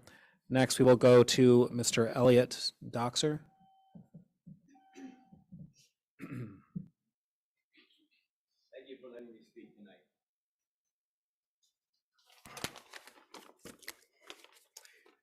I rise and speak to you as a proud Jew and the father of an Israeli child who attends Brookline High School. I'm compelled to raise my voice today and express my anger and outrage at the statement that the superintendent sent out on Monday, stating in which he says, violence in Israel and Palestine has increased sharply in the last few days, as if this was a little a fight in the schoolyard, a little violence. This message was sent out Monday afternoon, 60 hours after the attack started. And yet it took another 47 hours, almost 2 days, for a revised statement to be released. This is the leader of the school system of our town, a leader that you, the school committee, selected to lead our children. And our leader, I'm here to tell you, has failed the community. He's failed the time that the Jews and the Israelis need somebody to look out for them. The superintendent is the one who sent that email message. He fell short of our values, not the district. The district is an abstraction. He is the district. He is the leader. The town's done a poor job of addressing anti-Semitism, and I raised this issue on a Zoom call a few years ago. On Holocaust Remembrance Day 2 years ago at Pierce School, nothing was said. Holocaust was not mentioned in any class, no assembly. So the next morning I went up to Principal Yadoff and I asked her, why nothing was said about the Holocaust? And she replied that, well, you know, teachers, they have free reign to do what they want in the classroom. So I asked her if she thought that was appropriate, and nothing was said. She had no answer. What's the message when our leaders and our administrators can't lead? Leaders are supposed to lead, not equivocate. But the recent past shows that school leadership in the town of Brookline can express outrage and send out messages that do not equivocate. Here are some examples from June of 2020. Subsequent to the death of George Floyd, the principal of Pierce School sent out the following statement. I want to address the most recent series of violent and unjust race-related events in our country. She goes on to mention the consequence of racism in America. Sounds pretty firm. There's no equivocation. The next day, the interim superintendent, Mr. Loomis, sent another message. The killing of George Floyd at the hands of Minneapolis police officers has thrust our nation into turmoil. We must not turn away. A few weeks later, the same superintendent sent out an email about Asian hate. Taking a stand against anti-Asian racism was the title of the email. First sentence, the public schools of Brookline reject racism and xenophobia unequivocally. We reject hate and hateful language in all its forms. Pretty strong statement. Now we return to Superintendent Guillory's initial email, crisis in the Middle East. How can we support our students? After mentioning violence in Israel and Palestine, he writes about returning to his core values and then mentions in the same paragraph, diversity. Really? Diversity. Stating that we fail to live up to our values, I'm sorry, is unacceptable. That's a cop-out, okay? He is the leader of our community and should know what is right and what is wrong. How difficult would it have been to say the right thing when over 1,000 Israelis were massacred and not mention violence on both sides? It seems that the revised statement was sent out due to community outrage, not because of any core values. And this, members of the community, is the leader you selected to lead our children in the realm of education for one of the best school systems, supposedly, in the state and in the country.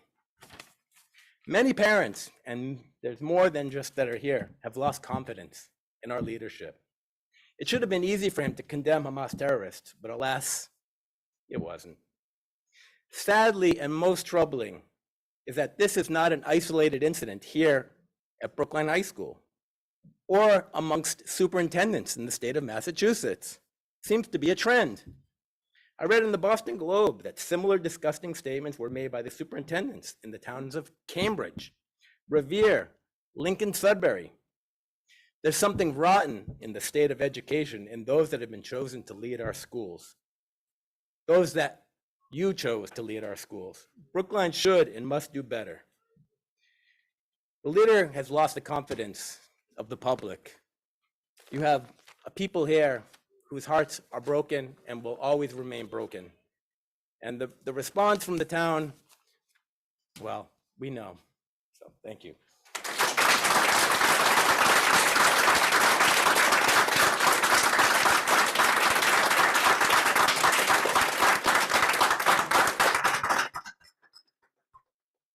Thank you, Mr. Doxer. Next, we have Ms. Lori Preston.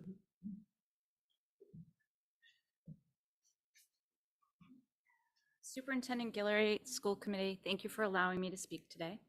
I speak with a heavy heart today. I'm not sure how to put my feelings into words, certainly not well. It was disheartening and disturbing to read the initial email sent out by Superintendent Guillory on October 10th. The Israeli community, the Jewish community are in pain. I have family and friends in Israel that are not safe. Many of our children do not feel safe right here in Brookline. I am not talking about Palestine versus Israel. This is about heinous acts of terrorism, and still it's more importantly about ensuring our students and our teachers feel safe after or while learning about, hearing about, and witnessing the horrendous terrorist attacks committed by Hamas. All our children, Israeli and Palestinian, I am not at war, I am in pain, but my friends' children are at war, a war initiated by heinous acts of terror. Your email speaks of two sides of a war. My child and friends' child are not afraid of a war. They suddenly find themselves afraid of people entering their homes and killing them because they are Jews. They are fearful for family in Israel, as I am sure our Palestinian peers fear for families in Palestine, and I worry their kids too may not feel safe. The Jewish and in Israeli community really need to hear that our children are safe and against anti-Semitism. We did not hear that from you. We needed to hear that acts of terror cannot and will not be tolerated by any individuals to any cultures.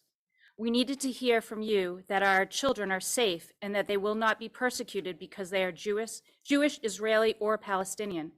We needed to hear from the Senior Director of Educational Equity or someone on that team, and we have still yet heard nothing from her.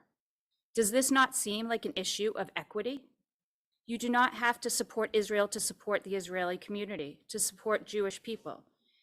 You don't have to support Hamas to support Palestinians. My heart is breaking for the people of Gaza. My heart is breaking for the Israeli community here, for the Jewish community here, and for Israelis. This is not and should not be about choosing sides. This is not about discriminating against one community over the other. This is about acts of terror, not being afraid to name them, and about reinforcing that you will keep all our children safe and the steps you are taking in order to do that. I was devastated and appalled to see the links that were shared with our educators, the abject anti-Semitism, the unresearched links to Palestinian trope.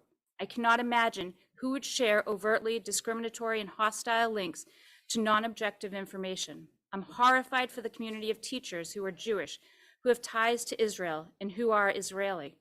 The hurt this caused them and the lost trust in our community is brutal. Your recent email showed you were coached and spoken to, but still do not hear what was said to you or care to truly learn from your mistakes. I simply do not feel you, as a leader, superintendent, and person ever accepted responsibility, ownership, or showed you wanted to learn or do better. We, our, is not I. You, along with others in the district, can learn a great deal from the FRR Equity PAC, FRR PTO, and readers and leaders as they held a brave and open discussion last night that included many from the community, including teachers, school committee members, guidance counselors, library trustee, state representative Tommy Vitola. They noted they don't know where to begin, but at least they wanted to have a place to start. Where were representatives from administration, senior leadership from FRR, which is home to the Israeli program, and the Senior Director of Educational Equity? The district has yet, again, I say, to hear from her. We deserve better and all deserve to feel safe where we live, work, and go to school. Start by telling us the district's plan, besides what the Brookline Police Department is doing on how to keep our children and staff safe tomorrow, October 13th, the day Hamas has declared International Day of Rage. Thank you for listening.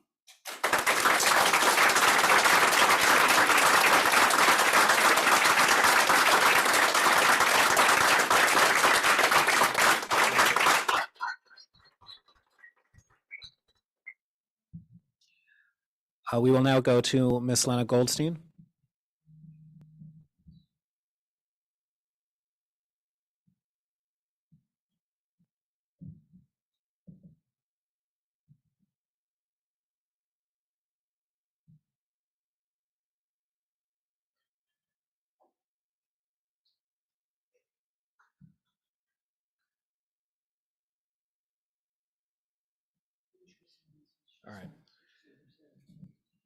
All right, we will now go to Ms. Alaa Eldamati.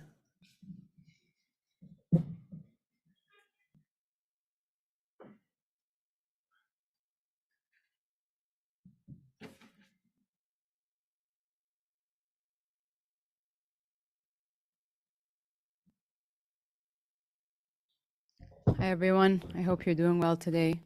My name is Alaa Eldamati. I'm a mom of 3 Brookline Public Schools students.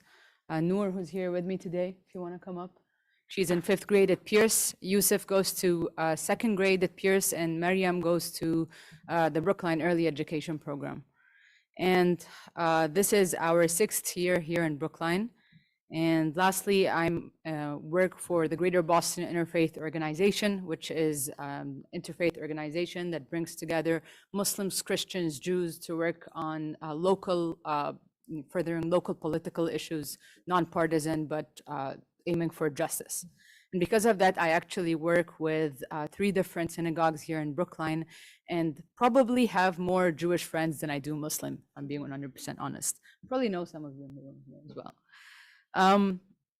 I already sent an email to the school committee, so I won't go into the details of some of these things that I already mentioned, but I did want to start with thanking you, Superintendent, for your email. While I recognize that a lot of people are grieving for a lot of the things mentioned in the email, I did very much feel included and feel that the diversity that my family brings to Brookline was represented, and I felt safe, is the summary.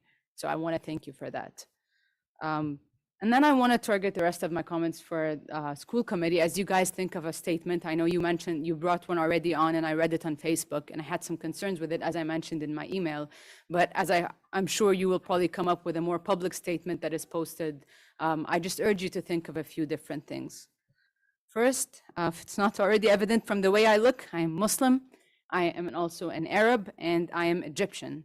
And I want to start by saying that I am personally grieving for a lot of different reasons, including the fact that Egypt's border was actually bombed, and that now Egypt will have to open its borders for refugees coming out of Gaza, while the economic situation in Egypt right now is not its best, to say the least.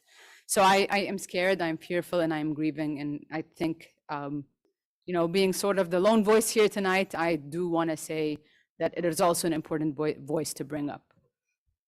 And second, I actually come here to speak both on behalf of myself, but also really on behalf of the many Muslims and Arabs in this community who, if I'm being 100% frank with all of you, they're very afraid to speak up. They're very, very afraid. I've already heard countless stories, and I will go into that. But I want to first and foremost start with offering my condolences for all the families who lost loved ones on the terrible attack on Israeli soil. I've spent the last few days texting with all of my Jewish friends and making sure that they are doing okay. And I really hope you all and all of your family members are doing okay. But with that being said, I've been involved in the Palestinian-Israeli crisis for one way or the other for the last 20 years of my life. And I've unfortunately grieved and suffered, devastation and hopelessness for more times than I want to admit. And today I grieve for the innocent lives lost on both sides of this conflict. I'm sure you've all read and heard the statement that, Israel is now planning to demolish the entirety of Gaza, and I'm very scared. I'm very scared for my Muslim brothers and sisters, for my Christian brothers and sisters, and for my Jewish brothers and sisters. And I'm very scared that this conflict will escalate in ways that, none of us dream of. But that's not the purpose of, the conversation today. I am really hoping I can stay away from politics for this one and focus on 2 important goals moving forward. One is, or 2 important requests, essentially. The first is, I urge you to consider the statement to put out publicly all the voices of the people who are grieving, including my own. It is very important to mention the Israeli lives lost, 100%. But I think that, in disagreement with some of the things some other members have said tonight, I think that the Palestinian lives are very worthy of being mentioned as well. People are dying on both sides, and it's truly devastating. This is not a one-time act. This war has been going on for years and years. We need to recognize, this very heinous crime on Israeli soil, but I do think that we need to also very much lift up the souls who have died on Palestinian lands. Second, and really more importantly for me, is as we mentioned the importance of combating anti-Semitism, I really, really desperately urge you to mention the importance of combating Islamophobia and fear of Arabs. This brings back flashbacks for me of 9/11. It was a horrible terrorist, heinous attacks, but Islamophobia multiplied by 200% after the acts of 9/11 on Muslims who hated it and were just as American as everyone else. And, I feared for that myself growing up. I went to an American school myself and was, the victim of certain things myself. But more importantly, I fear for my daughter, really, who I will be the first to admit I was very afraid to send to school. If it wasn't for the reassurances of her wonderful 5th grade teacher, I would not have sent her to school that day or, moving forward. I really am very afraid. And I think that the school committee needs to truly recognize that, the Muslim community and the Arab community are really fearful moving forward. I want to share this. I shared it in the email. I'm sorry, it's a little bit graphic, so I'm going to only share it to this side of the room. But this was the Palestinian Culture Center, graffitied yesterday.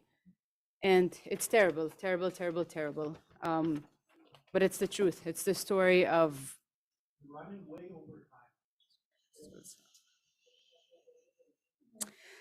Lastly, Brookline has always been a fort for diversity. My daughter's best friend, more than one, are Jewish. Her Jewish best friend watches her pray regularly. And my daughter, I think, is actively planning her bat mitzvah, which is still happening 2 years from now. So I really hope that in writing an inclusive statement moving forward, Brookline can get through this, still upholding the important value of diversity that I moved to Brookline for. Thank you. My daughter will say a quick word.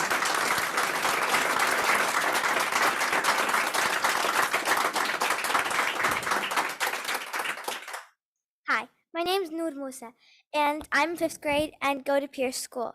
And the first day that this happened, I was super scared to go to school, to get bullied because I'm Muslim and Arab. I'm still scared. And all I want is Muslims and Jews to feel and be safe. And my best friend, I love her. She's like one of my favorite people on the planet. She's Jewish, and I don't want anything to come between us. Peace is all I want for to be in Brookline. Thank you.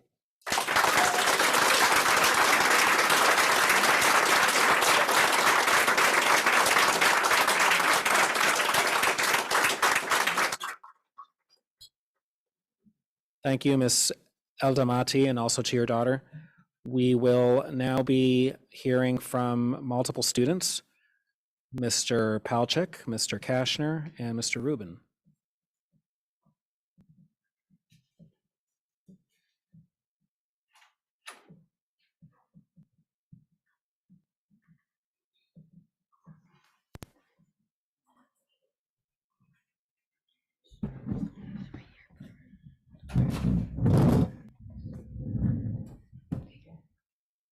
Dear school committee members and the members of the public, last weekend, the world once again witnessed unspeakable horrors committed against innocent civilians by terrorists.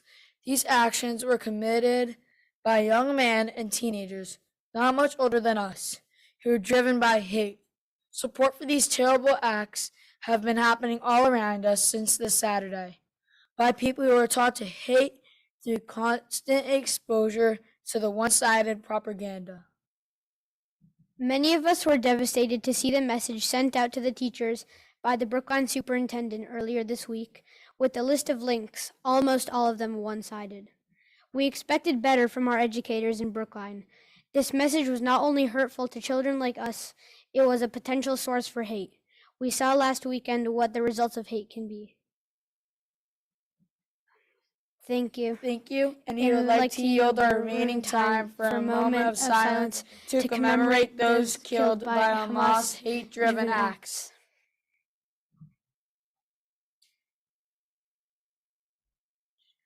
Thank you. Thank you.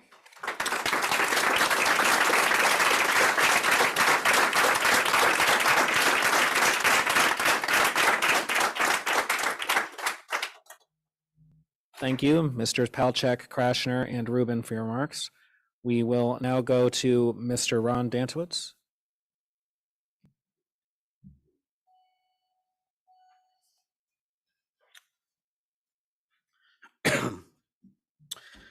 Thank you for allowing me and all of us to speak to you today. My comments today are for the school committee in general and directed to Dr. Guillory in particular. Dr. Guillory, I was deeply disturbed, like many others, by your emails to our Brookline community this week, so much so that for the first time in my 58 years as a Brookline resident and parent of 3, I do find myself addressing the school committee, something I thought I would never do, and yet it's something for which I am thankful to have the ability to do. As a retired educator of more than 20 years, I was and am horrified with the instructions that you issued to Brookline educators regarding how you wanted teachers to respond to the atrocities of this past weekend. The online materials that you chose to provide were not up to the standard of what we as Brookline citizens could reasonably expect in a response from our school system. Who would have imagined that these dangerous, biased, political materials might be stamped with a seal of approval from the superintendent of Brookline schools, Brookline of all places? If you provided these websites to our educators without having reviewed them, that is a very real and very significant failure. If someone else suggested these as resources for educating our Brookline students, and Dr. Guillory unwittingly distributed the propaganda, this is perhaps an even greater failure. Unwittingly is never a word that we should describe any endeavor by our Brookline administration.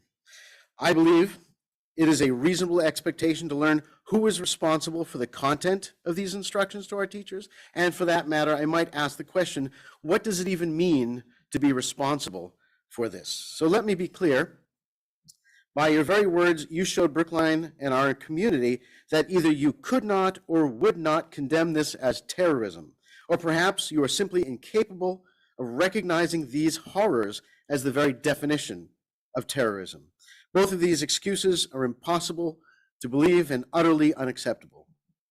Regarding the ambiguity with which our current superintendent of schools provided in his instruction to our teachers, I have to say there is no doubt and there is no ambiguity that these horrific events actually occurred. Yet, your ambiguous instruction to our teachers that there is no right way to respond to a situation like this is deeply flawed and simplistic. I have to ask you, Dr. Guillory, if this happened in Brookline, would you have written the same response to our community? If the answer is no, that speaks volumes about your deeply flawed leadership in this crisis. And to make things worse, portraying these events as part of a cycle of violence in the Middle East legitimizes terrorism, butchering families, killing hundreds at a music festival, and so much more, so much more. Finally, instructing the Brookline community that there is no moral clarity in the situation lacks the commitment to the philosophy that there is no room for hate in our world. In fact, there really should be no place for anti-Semitism or Islamophobia or hate of any kind in our world, and yet here we are. It is my hope that we would have the leadership in the superintendent's office to guide our teachers, guide our families and students in such times as these. However, sadly, based on the events of this week, that remains nothing more than a hope at this time. Thank you.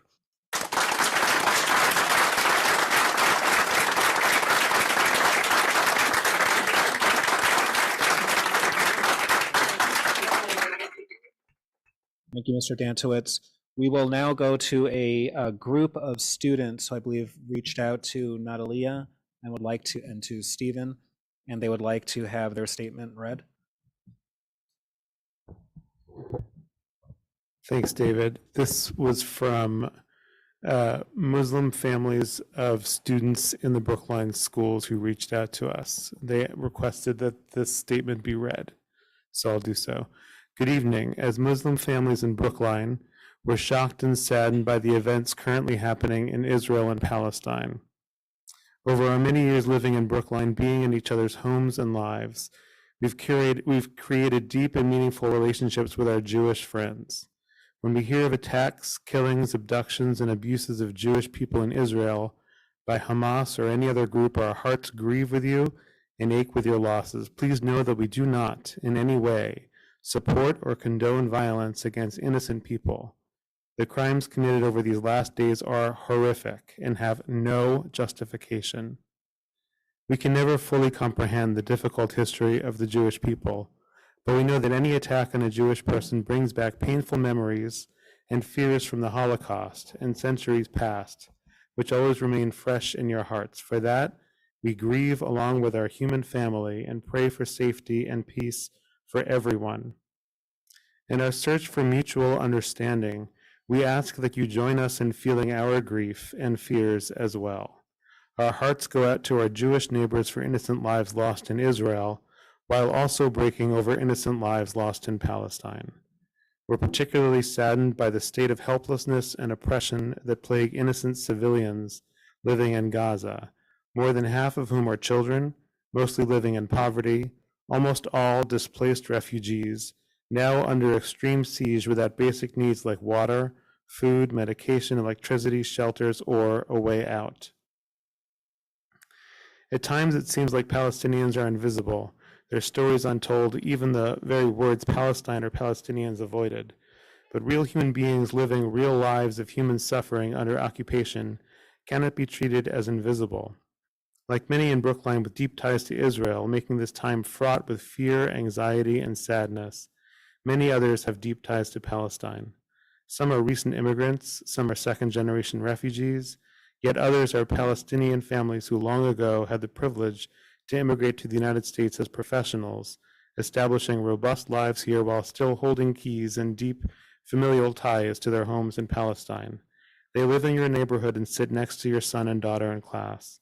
They too fear for their families, friends, and loved ones.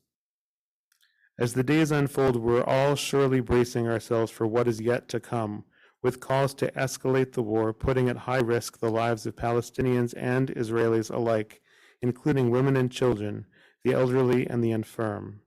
The potential for violations of the Geneva Conventions, created to protect civilians in times of war, looms large. We fear mass casualties and collective punishment. Here at home, we're plagued with anxiety about the prospect of vile anti-Semitic and Islamophobic attacks on Jewish and Muslim neighbors, classmates, and friends. We believe hate speech and violence have no place in our community, and we pray that in this particularly volatile time, we may extend a hand to one another with kindness and in search of mutual understanding. Our lives are forever intertwined, and we remain committed to a world in which every life is valued in equal measure. We pray that, in this difficult time, we could find common ground, bravely calling out injustice wherever we see it, and remembering our Abrahamic traditions of unity, love, and salam shalom.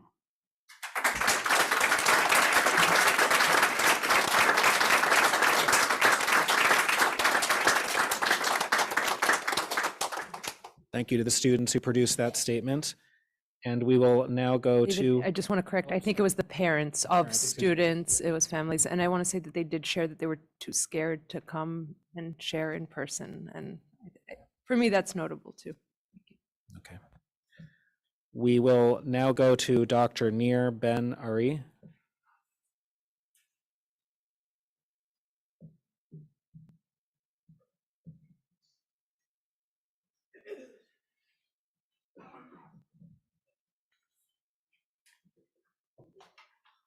Thank you for the opportunity to speak today. My name is Dr. Nir Ben Ari. I'm the father of two boys at PSB. I want to share with you a little story. In the 1930s, a 15-year-old Jewish girl by the name of Leah Aronwald fled Poland to what was known then as Palestine.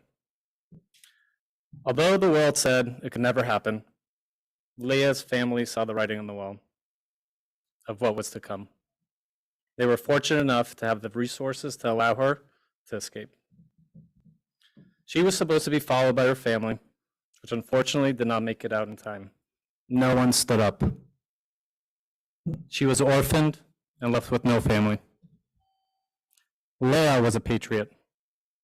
Even with the pain of her past, she was able to look ahead, and she saw the opportunity to create a nation to protect her people, so the atrocities of World War II could never be repeated. Never again. Leah was the matriarch of her family, a woman with resolve, purpose, pride. She was able to see the country of Israel become a reality, a home for the Jewish people. She saw her family tree grow and was even able to hold her two grandchildren, students at PSB, before passing away at the ripe age of 94. Leah was my grandmother. Right now, we know that the savage Hamas terrorists are holding Holocaust survivors, along with innocent children, women, and men. I think of what those Holocaust survivors are going through. They escaped the largest mass genocide the world has ever seen, only to experience the most evil, barbaric, heinous, terrorist crime perpetrated against humanity. Like many here, my heart aches. And I think, who will be our community leader that will stand up? Well, I appreciate the clarification email that was sent, and whether it was sincere or forced, I consider it irrelevant at this point. The breach of trust it has created is irreversible. The whitewashing of the events, along with the propaganda resources that were distributed to our children, educators, have triggered memories of the past. Whether this was intentional or naive messaging, I find it extremely difficult to send my children into an educational system I have previously trusted implicitly. I want the attendees to understand the dangers of this message, which has an underlying legitimization tone of the atrocities perpetuated this past weekend. Frankly, I am concerned with what other type of messaging our faculty has received without our knowledge. We talk a lot about humanity within our school system and community. This could have been an opportunity to show our community that our educational leaders stand for what they preach. Unfortunately, the messaging was anything but.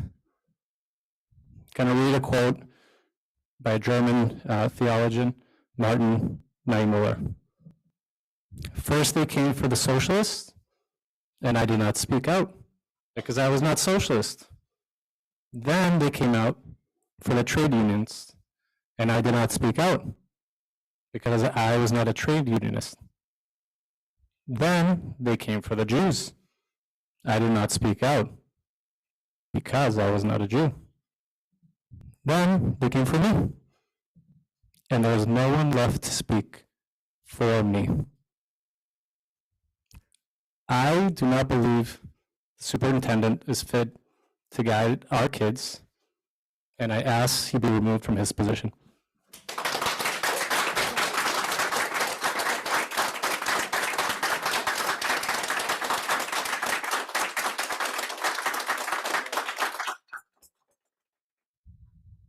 All right, that concludes public comment for today.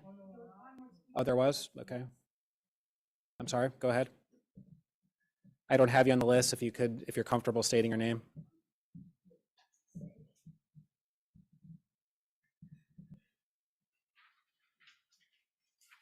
My name is Yuval Levy. I'm a senior at Brookline High School.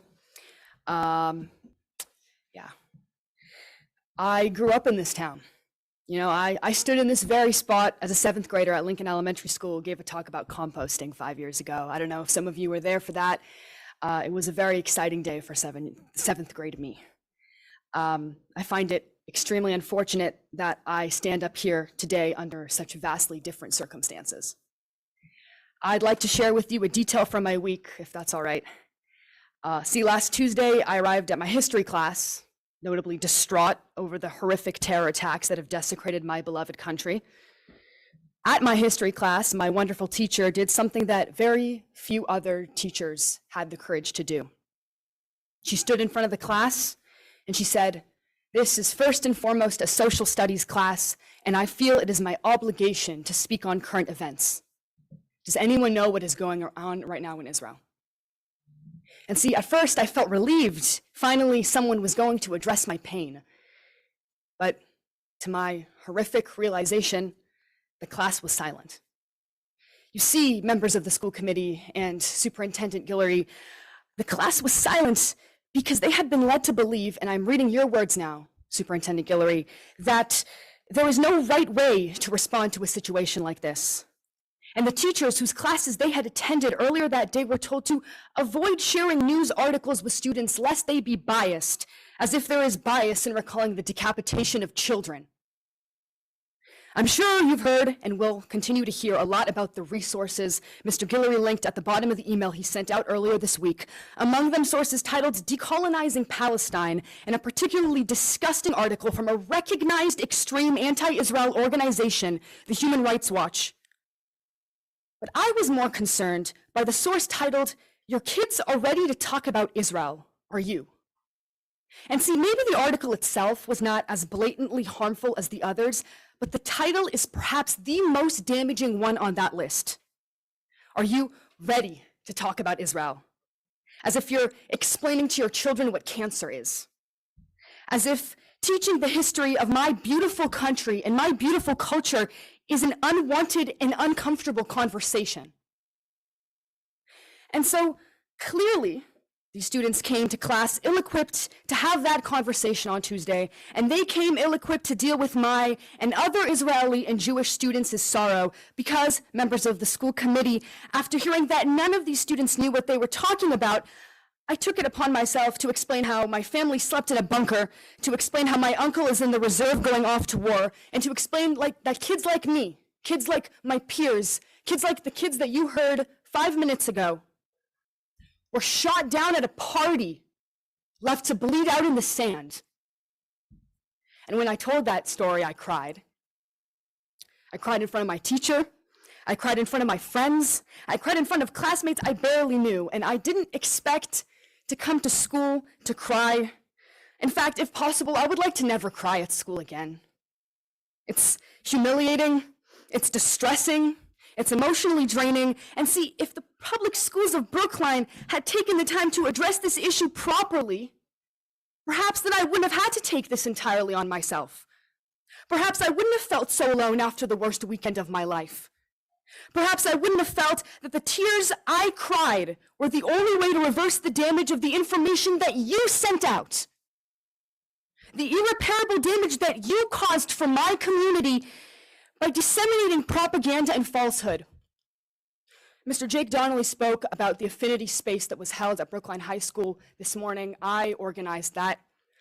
It was a very difficult thing to organize, and it was quite sad to stand there with 100 of my peers and teachers and to exist in a space of so much pain. Have you ever seen your teacher cry? I don't recommend it. 2 years ago, I gave a speech during BHS's Day of Jewish Identity and explained how I felt disregarded by the Brookline community during the Israeli-Palestinian conflict of 2021. This past week, I didn't feel disregarded. I felt attacked.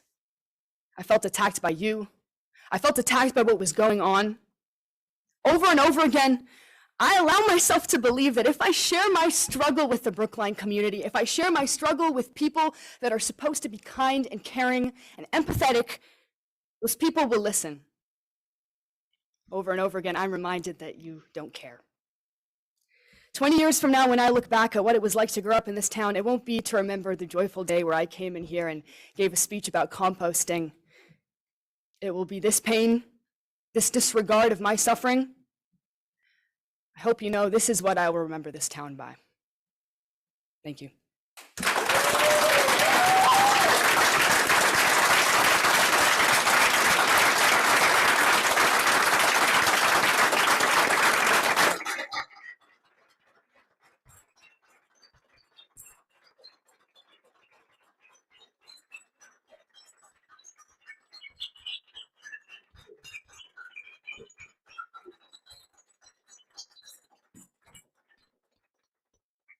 Thank you, Ms. Levy. I want to make sure I haven't inadvertently passed over anyone else. Has anyone else signed up for public comment? All right, then that concludes public comment for this evening. Thank you all for participating. We really do appreciate those who make an effort to come and speak to us. And having heard from you all now, we are going to move on to our next very related agenda item, which is a discussion of the public schools of Brookline response to terrorism and war in Israel and Gaza. I want to begin by mentioning a statement that was referenced by a couple of the speakers that I put out along with Ms. Charlevsky. One of the requirements for a public meeting body is that we not deliberate outside of a publicly noticed meeting. So we did not have the opportunity as a group to meet and put out a joint statement ahead of this meeting, or to really discuss this issue at all with each other. It can be very frustrating sometimes, open meeting law, but that is the requirement. A quorum of us cannot get together to discuss anything that might be the subject of a future meeting. That being said, Ms. Charlevsky and I put out the following statement on Monday, and for those of you who do not have access to Facebook or did not see it, it was posted on the townwide forum as well as the Public Schools of Brookline page. I'll read it to you now. The barbaric terrorist attacks unleashed against civilians in Israel over the weekend serve as a painful reminder of the pernicious and virulent threat against the Jewish people. In a single day, more Jews were massacred than at any time since the Holocaust. Others were beaten, raped, and taken hostage. As we watch in pain and horror the videos of some of these atrocities, several of them gleefully recorded by the attackers themselves, many of us struggle to process what has happened and what comes next. Brookline is home to large Israeli and Jewish populations. Many of us personally know someone who is directly impacted by these terrorist attacks. As our children return to school, the social emotional well-being of our students is paramount. They will have a lot of questions, and many will seek solace from their peers and adults. Rest assured, the school committee will work to ensure that our school leaders, educators, and guidance counselors receive all the resources necessary to provide our students and PSB families with the supports that they need during these tragic times. We will also remain vigilant against anti-Semitism or bigotry of any kind in our community. A further update will be provided after the school committee meets on October 12th. David Perlman, chair of the school committee, Helen Charlevsky, school committee. So having read that statement, I know that others have not all had an opportunity to issue any remarks that they would like to. I do want to note that several of us here made individual remarks in emails and in postings. So this is obviously a tragedy, an atrocity that's been perpetrated. All of us care very deeply about it. And I want to open it up to anyone who would like to speak now. Anyone? Go ahead, Mariah. I just want to thank everyone who came out tonight to speak. I made my own comment earlier this week and posted it along with yours, but I think that what really struck me tonight, we talk a lot about emotional labor, and what I saw tonight was a lot of emotional labor from people who shouldn't have to do the work of educating, but are here in front of us educating. And I just want to thank you for that. It was really important, and there were many moments tonight I wanted to cry, and I'm not crying because I want to be present to continue to listen. But this is incredibly emotional for me to hear the pain that our community is feeling.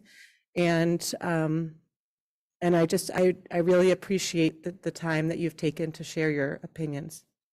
And also for those who've written us emails, it was very, very helpful to speak to people and to hear your voices. Thank you. As I was listening to all of you speak, I took notes to try to get a general sense of the content of everyone's remarks so that I can fully internalize them. And a couple of patterns emerged for me. So Dr. Gonzarowski and some others talked about having safeguards in place for the curating of educational materials, and that is certainly extremely important. We want to make sure that our students have the right materials because after all, they're coming to school seeking a safe space, seeking our guidance, succor, our wisdom, and it's important that we're teaching them what's appropriate for them to be learning. And I think it'll be very important for our district to develop what those guardrails will look like so that we have a firm understanding, both as school committee members, but more broadly the community at large, about what it is that our children are looking at and what it is that our children are learning. So I do appreciate that remark very much. And I noted that the sentiment was shared by multiple other speakers, including Mr. Donnelly, including Ms. Alkali and others. So thank you for that.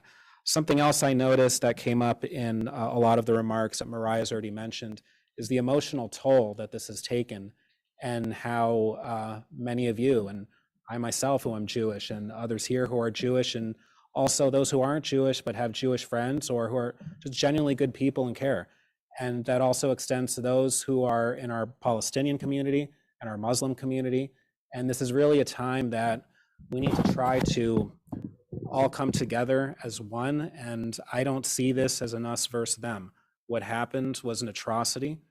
It was abhorrent. We realize that. Perhaps, obviously, some communications could have been better. We recognize that, and we're actively working on it. So I wanted to make sure that the community understands that came out loud and clear to me in your remarks as well. I also heard about a desire to hear more from some of our district's leaders who are supposed to specialize in these types of areas. And I can assure you that we as a committee will be talking to them about what their plans are.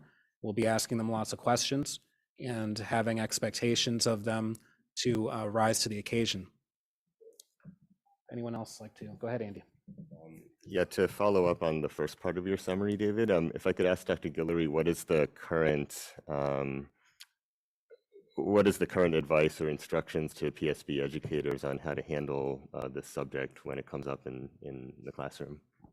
So, and again, I want to thank the community as well, and I apologize profusely for my contribution to your harm. I recognize that immensely, and I'm deeply sorrowful and sorry for the harm that I caused or added to the hurt that was already there. What has been happening at this point is our clinical services, our operational Department of Student Services has been working with guidance counselors, providing them information as well. And Dr. Fortuna, our Deputy of Teaching and Learning, has provided updated support materials for teachers. We realized that by trying to respond quickly, we provided horrible materials. And what we should have been focusing on is that initial response of how do we support one another at this moment. And so that's what the emphasis, or that's where the emphasis is presently right now. And we will be working, as we've talked about, vetting materials appropriately to get out to staff. Some of that has already taken place, and I can call Dr. Fortuna up to talk a little bit about that. But we're thinking about what's the longer term set of materials that we will need to curate as well. And I think that's also important, so that we're not caught in these moments of not being prepared with materials as such. Valerie? Thank you, David. I want to thank everybody who came to speak, particularly the young people. It was a question for you, David, and for others on the committee about my suggestion and my hope is that we can have a series of listening sessions for students, for families, for community, for educators. And I'm wondering if that is in the works already, Dr. Guillory, and if not, David, if we can take that on as school committee.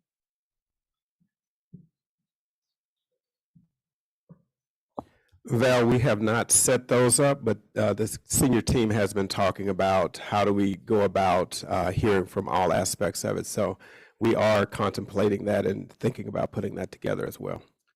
So it would be a bit of healing and a bit of restorative work for us all. Something I can add to that, and Helen has more details. Tomorrow morning at the Florida Ruffin Ridley School, there's going to be an informal listening session of sorts where members of the school committee, others in the school community will be getting together with parents, with students to listen more to you. Sir, over there, I know that we had an exchange earlier at public comment that you were frustrated that we weren't going to necessarily have an interactive conversation. That's just based on protocols. It frustrates me as well. But listening sessions, as Valerie mentioned, those are interactive. And so at those sessions, members of the public, ask us questions, we respond. It's more of a free-flowing conversation. We've done this in other contexts. So when COVID hit and schools shut down and we went to remote learning, we had lots of listening sessions. We've had listening sessions in the context of labor relations and in a variety of areas. And certainly I share Valerie's sentiment, and I'm sure that many of us do, probably all of us, to conduct listening sessions at our various school communities, at Town Hall, the high school, Florida Ruffin Ridley, multiple places. We want to go out to you where you're at, what's convenient for you, and be able to have that type of free-flowing, bi-directional dialogue so that we can try to come together and heal. And this is not exclusively for the Jewish community or for Israelis, but all of us, because we really do need to come together as a single community.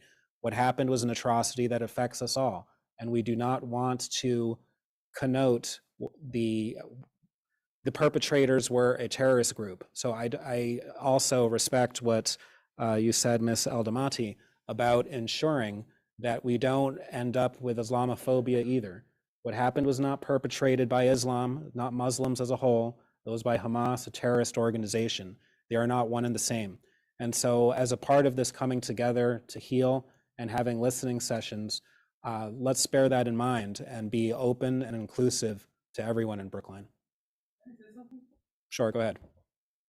Look, I'm sure that you guys are going to sit together more in the weeks to come. You are going to come up with it.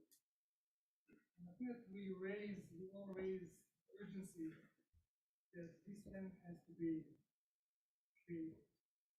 The concern that I have, and probably some other folks over here, is I don't think, personally, I don't think that this superintendent right now is the man that will be able to help you to execute. Maybe I won't, we'll see. If I were sitting in your chair, I would give it 3 to 6 months. It's going to be very easy to say if your plan that you're going to create is something that you guys will be able to do. And if you were not going to be able to execute in 6 months, hopefully not, we're going to see it over there. I think that what we are trying to tell you is that you guys are under some kind of scope right now. We would like to see it go. Not just talking, not just playing, we would like to see it. So there was a gentleman over here that said that 6-7 years ago, he had more or less the same situation. So let's see. We have the mandate to do something about it. Let's see if we're going to be able to exceed ours. Understood, sir. Thank you. Anyone else? Natalia. Thank you all for coming tonight. I heard your pain. I feel it. I will probably cry. I appreciate, especially the students, especially the senior. I really appreciate it. And I hear loud and clear that these terrorist attacks caused so much pain, and there's still a lot of pain. And I hear that there's been a break in trust.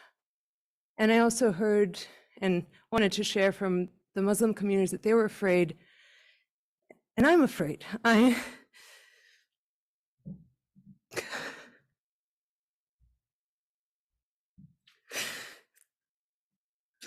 Sorry, but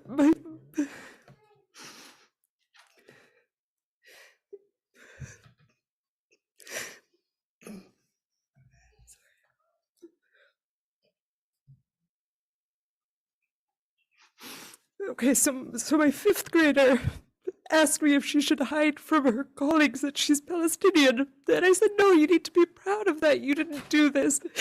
And I am sitting here afraid to share that my children are Palestinian. I wanted to tell you that there are people in the community. They're not your average child, you know. I'm Greek. I'm not Palestinian. My husband is Palestinian and Lebanese. And I didn't want her to be scared. She asked me, did Palestinians do this bad thing? And I said, a group of militants did a horrible thing. They did a horrible thing. No, exactly. And I said to her, but it's not the Palestinians. And that's what I told her. I told her it's not the Palestinian people. A group of militants did this horrible thing. A group of terrorists did this horrible thing. And I said to her, what I am trying to share is that there is fear, even among members, there is fear, and we have lost trust, and it is very painful. And I worry that parts of the community will hide. And so I'm asking that we talk about Islamophobia and anti-Semitism, but concretely. Like, we all agree that it can't happen, but what does it mean concretely? What does it mean if a child wears a keffiyeh at the high school, or someone wears an Israeli flag? Or what does it mean if our student groups want to organize care packages for the IDF or care packages for refugees? Which children, like, what will happen? We are not having an honest conversation, and I want to hear from the high school students who feel scared. I want to hear, what are we going to do if people are sharing on social media the horrific, barbaric videos and telling, Palestinian students, look at what your people did. Or in 1 week, when Gaza and children in Gaza die, Gaza is 40% under 15.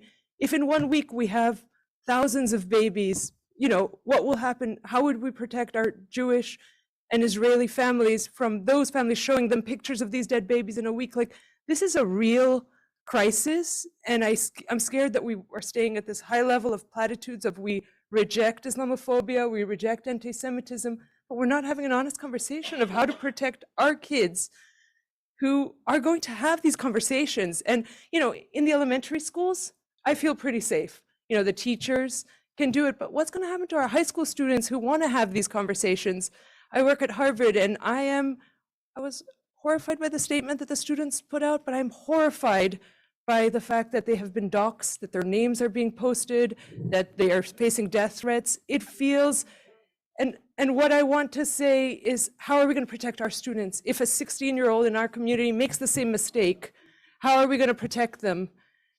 I want us to think, and all our kids are at risk, and all our kids are at risk of being shown horrible images. And so I think the high school is the place where I'm most concerned about. I'm really concerned that there are many gray zones. Like, is an act of solidarity for one group seen as a complete act of anti-Semitism, and who's going to make that call? How are we going to make that call? And that's why the guardrails are a really good idea. Let's be clear so that people know this is the material. On the other hand, I also trust that, in an academic institution, we can't censor people. Like, how do we navigate this guardrails of accepted materials without censoring? I am sorry I got so emotional. I really felt the pain that you felt, and I feel a lot of pain too. And I worry about our kids. I do worry about our kids.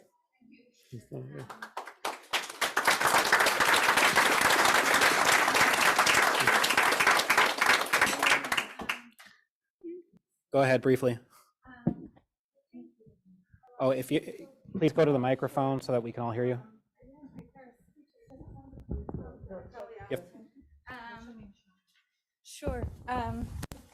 So my name is Shlomit, which comes from the word shalom, and that means peace. And I think one of the most beautiful things about our community in Brookline is really that diversity, that ability to include people who are different and give everyone their own space and voice. And that's what I like about this town. And I really connect with that value that was mentioned before. And I think instead of thinking of this situation as a problem of the Jewish identity, or a problem of anti-Semitism, or a problem of Islamophobia, we can just think about it as a problem of human rights. And as a problem of human rights, suppose it wasn't about Israelis or Jewish people who suffered the Holocaust, or about Palestinians who suffer in Gaza. It was just about some people in another planet that you heard about, and there was a massacre there. And then there's the question about what kind of leadership we have in our educational system, to respond to that. So supposing that other planet, you heard that there was a massacre and more than 1,000 people were murdered, and babies were beheaded, and women were raped and led naked through the streets bleeding, and all the other things that happened in the last week.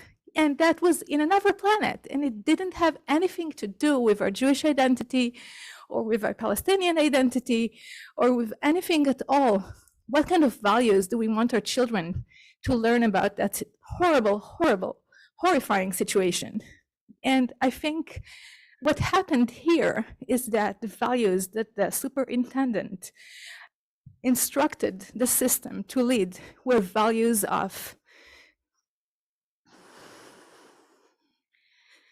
it's really hard for me to say, but as if being oblivious, as if it's justifiable to act in this way, as if you can describe an act of terrorism as a justifiable response, as if in that other planet, the people who attacked the victims were freedom fighters, which is what the materials he sent my kids' teachers, that's what the materials said. And I think many of us here, and that's definitely including me, and I think a lot of us will feel the same way. If I heard something like this happen to Palestinians, I would go out to the streets. I would come here to shout if I saw the superintendent saying that. Because, and thank you, but it's not because I'm Jewish or because I'm Israeli. It's because I care about human rights. And I live here because I think this is a community that cares about human rights and cares about humans and educates children to care about humans. And in this particular occasion, the correspondence that was sent failed to rise to that standard and actually exacerbated violence and exacerbated oblivious responses from teachers. And I have at least 2 teachers who told me that they're afraid to speak up. They're afraid to speak up.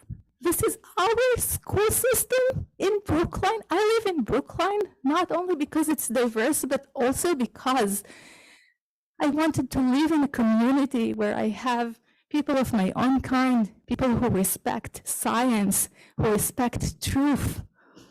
This kind of resources, really? Really?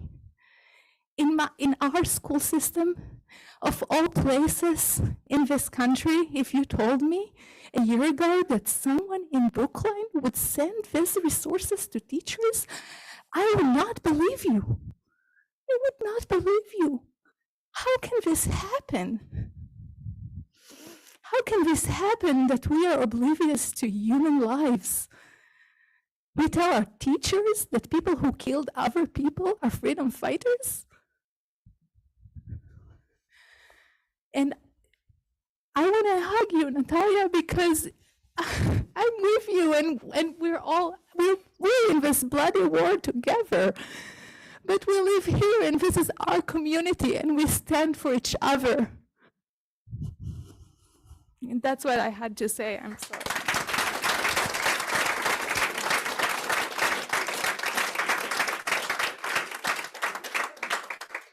Thank you for those remarks. I'm going to go to some other school committee members. Suzanne, you've been waiting for a while patiently. Thank you for that. Go ahead, Suzanne. Yeah, no, thank you, David. And thank you, everyone who has spoken. It's so.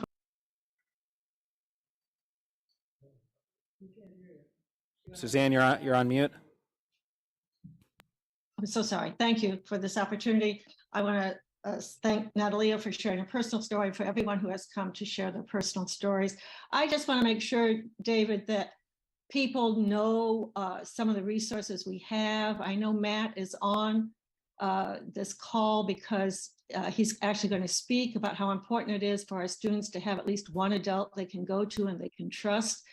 Matt might want to say a few words about how that's so important and what our students should do if they're feeling any kind of bias, prejudice, if they're feeling unsafe at their schools. Adults want to know that, and we want to be able to talk to them. Also, if families are feeling that way, we want to be sure that they feel they can come to the schools and talk to an adult who will help them.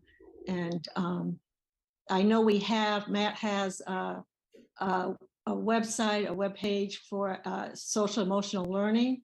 And I imagine that will be updated periodically with suggestions and help and ways that the adults can help the children for them to feel safe and for them to know that this conflict is with adults. It's not the fault of the children, and that we will keep them safe.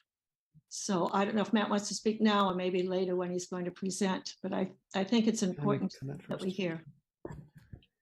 All right, we're going to go to Stephen for a moment, and then we'll go to Matt. Go ahead, Stephen. Thanks, David. First, I want to thank everyone for speaking. That was really powerful. I have really strong feelings. I'm going to suppress them all right now because I just want to make a couple of quick comments. It seems like we're not going to be making a statement tonight. I think that's fine, but I think we need to make a couple of commitments tonight in response to what's happened. And I want to propose 2 commitments in response to what's clearly been a breach of trust with the community that I think will go a ways towards repairing that trust. Whether or not you accept the apology as sincere or not, I think these measures will at least provide additional data points for you to evaluate whether that trust has been repaired. One, I think we need to commit to immediately providing a follow-up in our next school committee meeting to inform the community what resources have been provided to teachers to teach the issue of Israel and Gaza in their classrooms in some detail.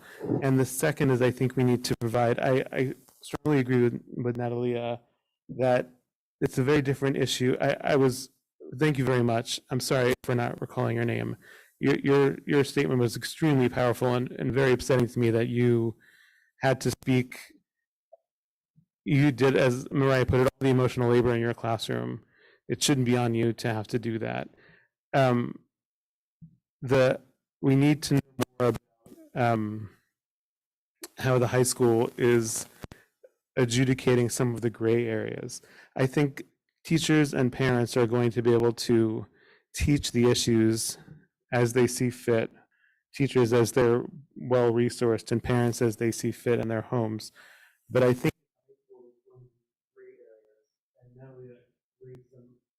important examples. I think some people's advocacy is going to be perceived by some other people as hate speech, regardless of where you draw the line.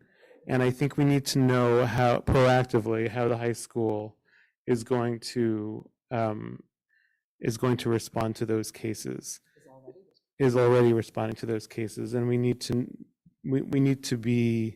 simply need transparency on that. We need to be informed how the high school is going to do that, because I think our lodestar as the school committee needs to be creating a safe and supportive space for students so that they're not doing the emotional labor of processing these issues by themselves. We need to be creating that environment where they're well supported in the schools. So those are my 2 points. And again, I just want to express appreciation for everyone for bearing their hearts in here today. Mariah, go ahead. 2 things.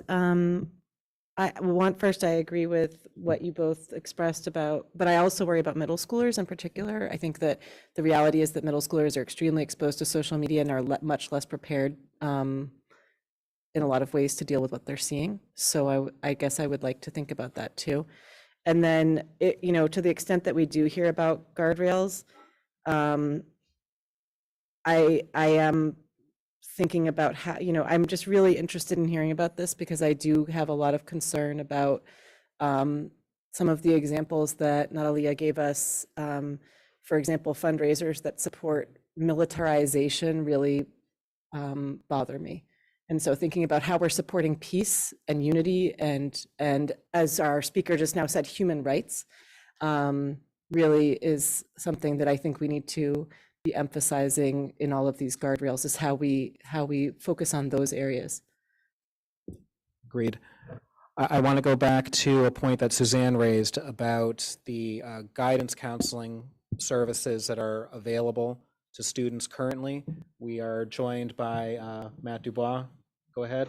Thanks, David. Yeah, so Suzanne just references. So what is fundamental for every single parent. Matt, Dr. Dubois, before you get started, why don't you introduce yourself to the group? Hi, everybody. My name is Matt Dubois. I'm the Senior Director of Social Emotional Learning and Clinical Services for the district. As Suzanne offered, it is fundamental and is so necessary that every single child feels safe going to school every single day. So our clinical teams have been reaching out to students and to families throughout the week. That work started on Tuesday morning. And in those messages, making sure that we're communicating to students and to families that you have people in the building to go to. That is so incredibly important. So our staff has been meeting with students throughout the week, and that work's been done individually. That work's done in small groups. We've had some students who've needed to leave the classroom in order to check in with the adults. And so what we really want families to know is that if your child needs anything during the school day, there are adults that are going to be there to meet them wherever they're at. And what we also want to know is for families that you have support available at schools as well. So of course that applies to your children, that also applies to adults. And one other thing I just want to note is that obviously this has been an unfathomably hard week for kids, but our clinical staff also wants to make sure that we're taking care of other educators as well. So I do want to name that our clinical staff has been holding space for educators and adults and providing a lot of support and a lot of coaching for how it is that we can support kids through this. Thank you. Sorry, but just to follow up, I really appreciate that, Matt. But for me, the devil's in the details on this one too. So I think there needs to be an explicit discussion, a transparent discussion of some of the ways that BHS is proactively considering the ways that this is going to come up. And Natalie raised some specific examples of how this has probably already come up and how, what is this going to, because hate speech is not going to be clearly defined as hate speech in all the situations. I think you just laid out the infrastructure of the social emotional support that we're already providing, but I think we need additional details from BHS, and I would like to request additional details about the resources that are being provided to teachers as well for the next school committee meeting. Thanks. Can we get a copy of those resources being shared with the teachers? I think that's something that many of us on the school committee would like to see. We've talked about the importance of increased transparency, and speaking for myself and from the other comments I've heard from others, we definitely would like to see transparency in the materials that are provided to our children. Can we get transparency into knowing who created that list of materials that was sent? So that one is, I understand why there would be a lot of interest in knowing who, but we obviously need to be careful about creating situations where people could be targeted. And I can certainly offer reassurance that those who were involved in putting together materials, they're certainly being spoken to, situations are being addressed. But we're going to go back to school committee members and then Mariah.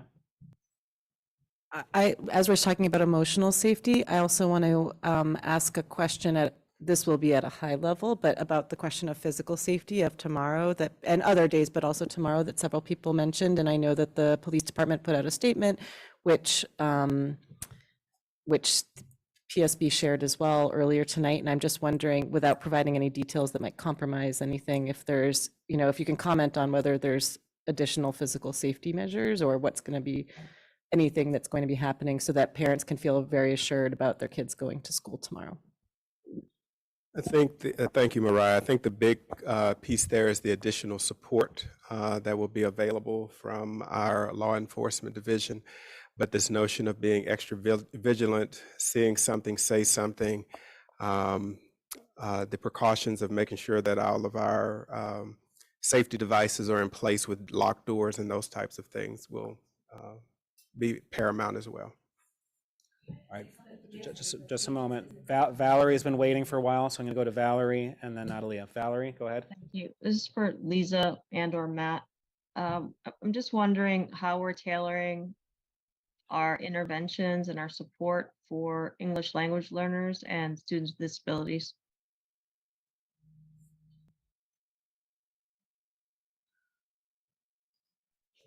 Valerie, could you offer a little bit more details about your question?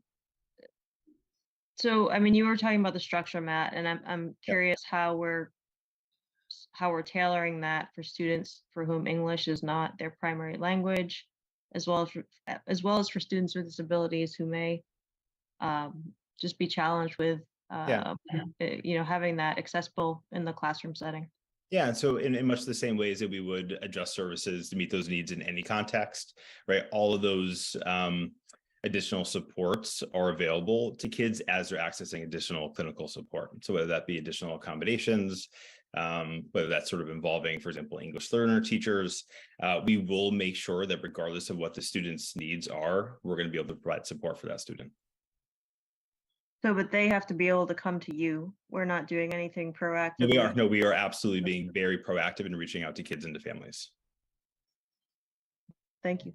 In a moment, yes. Natalia? No, sorry, going back to the question before about who wrote the resources, I think it's important for the community to know that school committee doesn't oversee your communications. Like, we never clear your communications. It's not something, I mean, unless I've missed that, but it's not something that we do. And procedurally, I think that's important as a division of labor. So it's not something that we read clear. And I sort of heard people suggest that we should be doing that. And I actually don't think it's a good precedent to be doing that. So I just wanted to say that.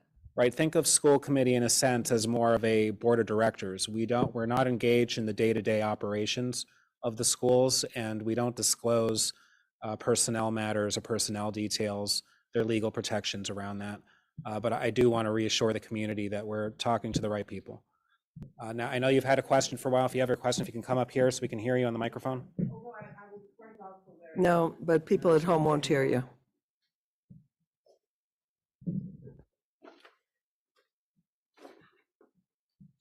Diana Litmanovich is my name. 2 points. One is I would like to address one of the elephants in the room. It has been addressed in some bits and pieces, but I would like to ask specifically, what is going to be happening tomorrow to make sure that everybody is safe? And by everybody, I mean everybody, because as we know, unfortunately, from the history, when bad things happen, they affect everybody. So I did not hear yet what is the plan for tomorrow. And the other little piece, and what I'm going to say, I'm really standing on the shoulders of giants, the people who spoke before me, but I just want to share one story. And the story happened to me this morning where I work. My coworker, who is a deeply religious person from Turkey, a woman, she knocked on my office door this morning and she came to me and she said, before saying hi, before saying how are you, she said, I condemn those barbers.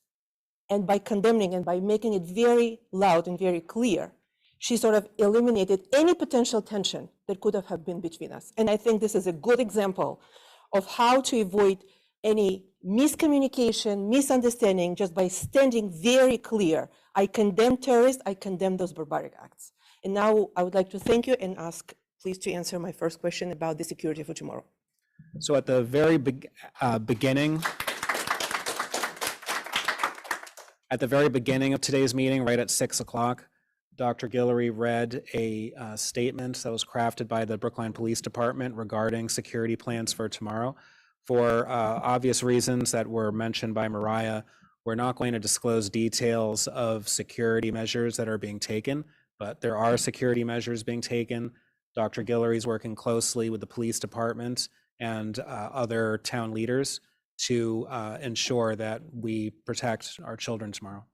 Can I just make a statement about that? So for instance, today, I was making a donation at Ridley, and it was literally just socks because we had socks, we couldn't return it. You know, they were brand new socks. And I walked up, I rang the bell, and they said, can you tell me what you're here for? I said, donating socks. And they're like, donating socks? I could have been anybody. And they rang the bell and let me in. It could have been anybody. So how is, I mean, granted, they can see my picture or whatever, but that could have been anybody. And that was Thursday. And then tomorrow's going to be Friday. So how, again, how is it going to be different tomorrow? And then that's today. But then what changes on Monday? Is it going to go back to the normal on Monday? And I'm not trying to, I'm not I'm angry at the situation, but is it because it was different today and it's not Friday the 13th that Hamas is making that statement? Is it because it's not that day? Is that why they just would, what other things are gonna take place tomorrow that are gonna be different than today? And the other thing is Val's comment wasn't addressed for special ed. What's taking place to help children at Rise or any of the other special ed, any other kids on IEPs, what is being done to help them understand differently what's happening? And that goes across the board. I don't care what color, race, religion, anything. How are we helping those kids with this situation? And how are we helping their parents in the social emotional piece of this?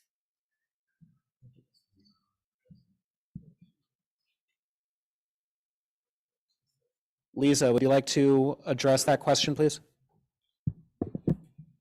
I'd be happy You could to. also announce your role for those who may not be familiar with you.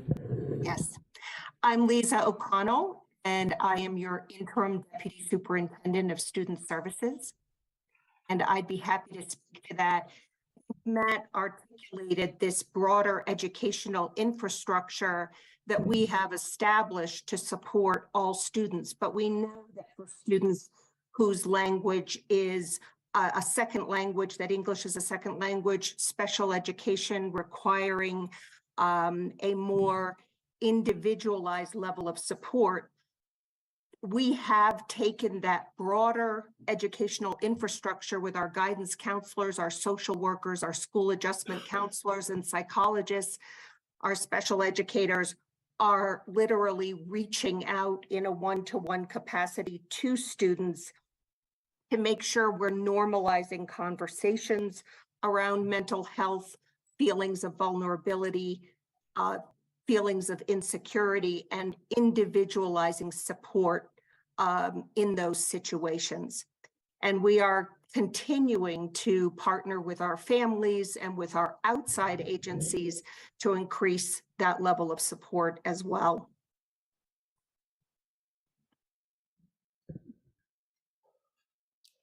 All right, anyone else from school committee? Helen? Yeah, this is a question for Dr. Guillory or Dr. Fortuna. It's my understanding that the resource list that was put out initially has been retracted.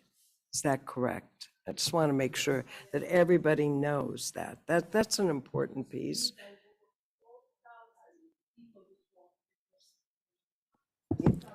No, I'm not talking about the letter. I'm talking about the resource that went to teachers.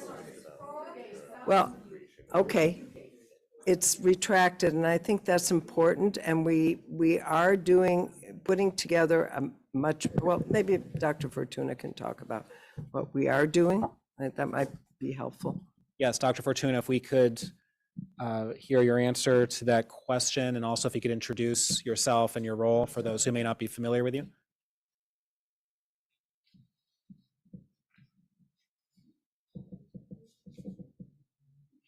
I'm Jody Fortuna, Deputy Superintendent of Teaching and Learning. I want to begin my remarks by apologizing for the harm that has been caused to our broader community. We have retracted via email all of the resources that were originally sent to teachers, and they've been instructed not to use those resources. And we have also offered support if they had previously used them.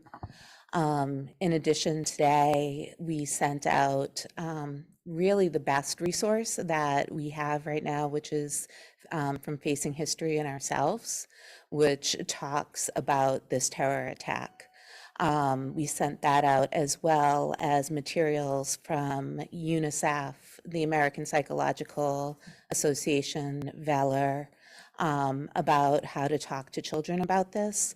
We're not ready to send out broader teaching materials because we haven't fully vetted them, and we don't want to make the same mistake twice, where we send out materials that we haven't checked for the 7 forms of bias, that we are not prepared to stand by, and that don't reach the quality and standard that we hold ourselves to and that the community is rightfully holding us to. You, sir, in the back, you have a question if you want to come up.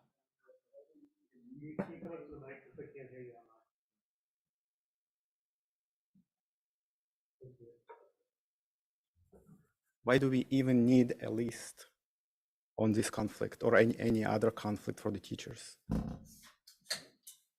It's a public school. Do you teach on any conflict in the history of humankind possible? You don't need just talk to kids. It's a tragedy. It's very simple. Just compassion. There is no need for history lessons. Compassion is certainly important. I agree, and we want to.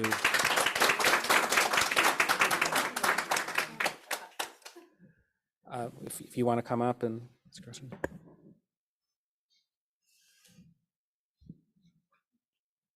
So I'm a sophomore at the high school, and you've been saying like a lot about how you're also offering like resources to the high schoolers. Or like you're saying, oh, there's like there's mental health things, like you can help them if they want to talk to teachers about it, then they can. I haven't heard anything. I haven't seen anything. No one has reached out to me and been like, oh, how are you doing? We had an advisory period. For those who don't know what advisory is, there was the affinity group during advisory. And then it's a period when we talk about things that are happening in the world. And it's supposed to be a safe space where people can talk about it. It happens once a week. There was time, it was an hour today. And we talked about a new basketball group. And then we spent half an hour talking about nothing and doing whatever. And the teacher was like, oh, you can just be on your phones now.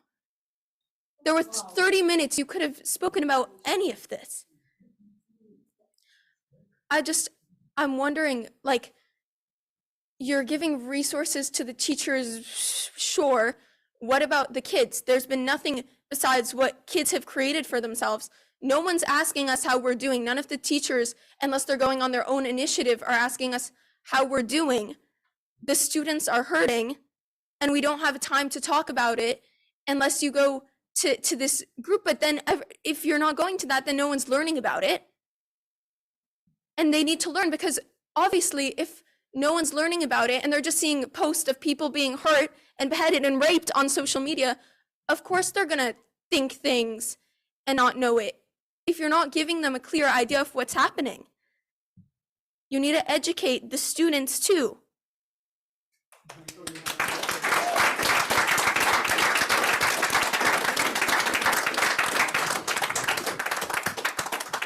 I appreciate your remarks, and that harkens back to a point that we've discussed a little bit earlier about the importance of concrete actions that are tangible, that are meaningful, and that we can see more so than platitudes. Platitudes have their place, they do, words matter, but also so do actions.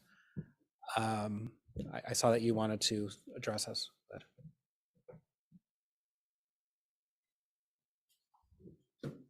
Well, I was not prepared to talk today, but my name is Kathy Ushakov, and I have a 7-year-old at Baker School. So I know we spoke a lot about here, about the students in RFF, and I know that there is a lot of Israelis and Jewish families there, but how are you supporting other schools in the area? Because what happened after the email on Monday, that the next communication we got from our educators were about a spirit day happening at Baker School. And then we reached out to the teacher and she said, oh, we were thinking about you all the weekend because we were supposed to be in Israel next week. So she didn't reach out. And we asked also the principal, we sent him a message and he did not even respond. So what kind of like, we are not recognized. We are there and no one is like even acknowledging the pain that we're going through. So it's really hurting that no one is like, we are okay to take part of, we don't want to hurt our son and not tell him to be part of Spirit Day, but at the same time, we want to be like acknowledged that there's really bad thing happen in the world. So, I'm sorry. So I just want to know how you address it.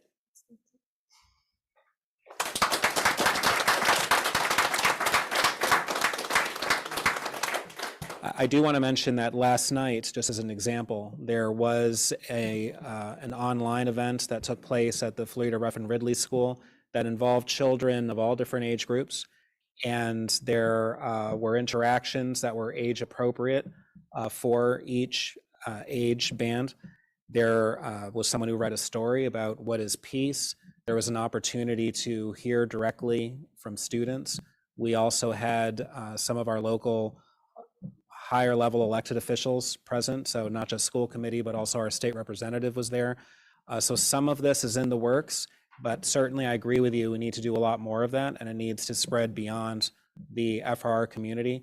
I'm certainly committed to having very robust listening sessions and making sure that we really reach out to everyone where they're at. And I've heard the same from all my colleagues on that point. Natalia? Can I just ask that we add a commitment that a principal or a teacher will respond within 24 hours if a parent reaches out, especially in this moment?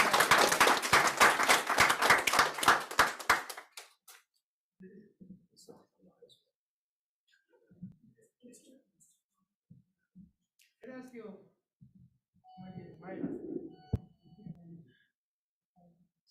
and maybe it's if you can basically give me an honest answer. How surprised are you from the gap with what you thought the organization that you're responsible for is what you heard actually happened? It is, of course, shocking what initially went out.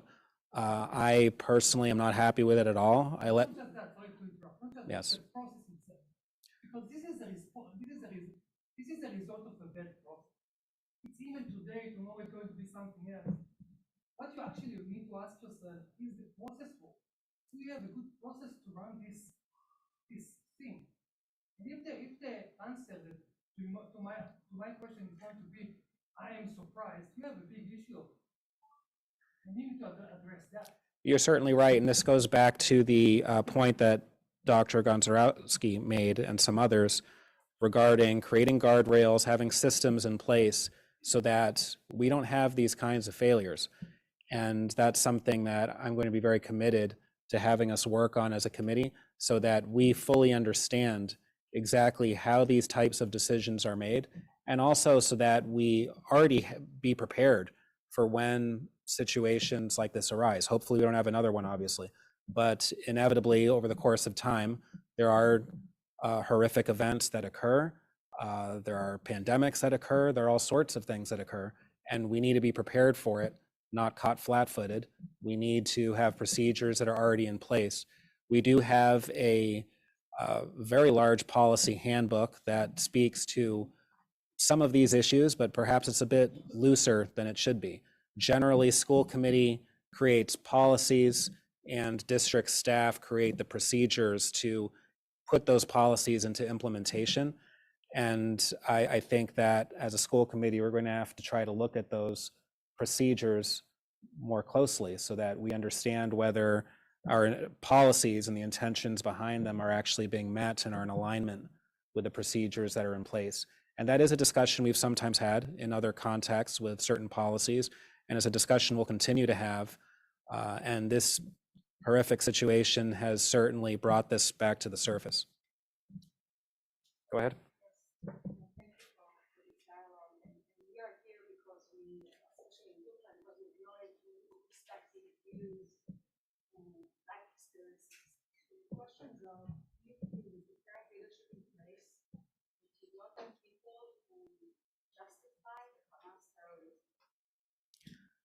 I'm not in a position to know what all of our, what of all the people in the district, what their political positions are or what their personal feelings are.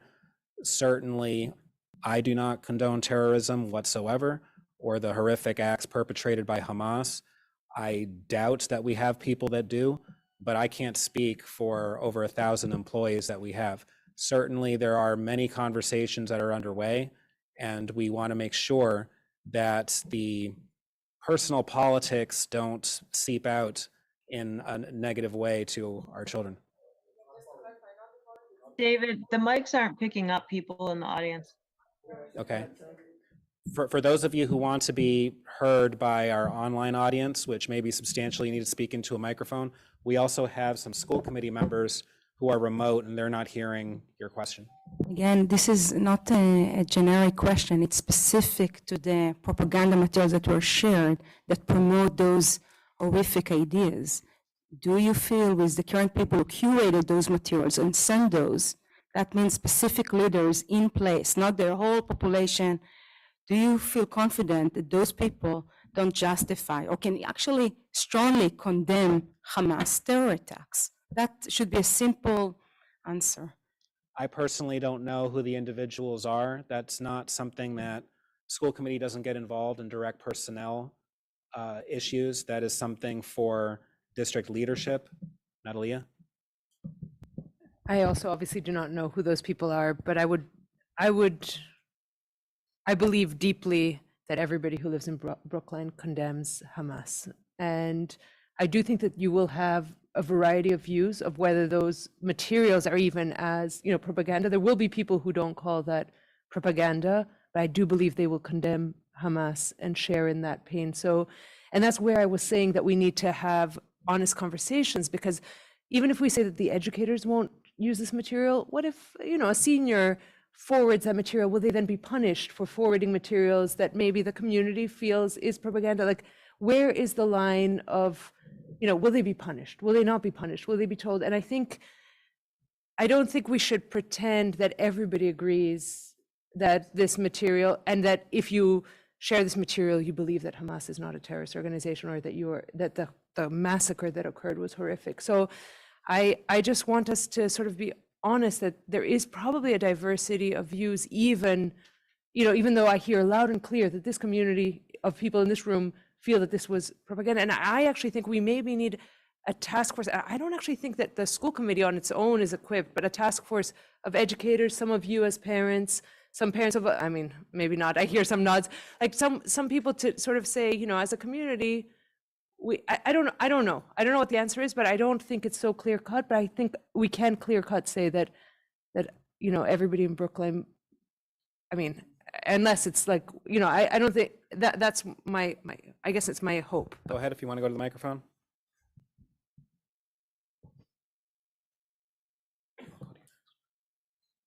First of all, I wanted to thank you for sharing your story and the story of your children, and I hope they feel safe like every child in this district should. That being said, I feel like you're blurring a very sharp line here.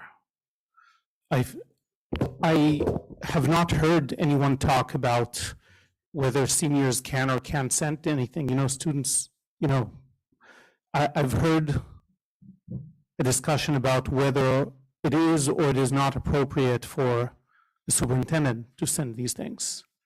And while you say that it might not be clear whether these are propaganda or not, these are, I've quoted examples earlier, these are deeply anti-Semitic, genocide encouraging, terrorist encouraging materials. I do not understand how we are at a point where we're deliberating the semantics of whether that is propaganda or not.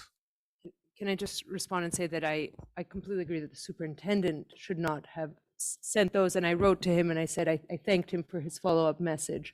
Now, I want to believe that there will be other people in our community who will believe in those, and how we treat, and if it is our students. I'm only talking about high school students because I care about the safety of our students.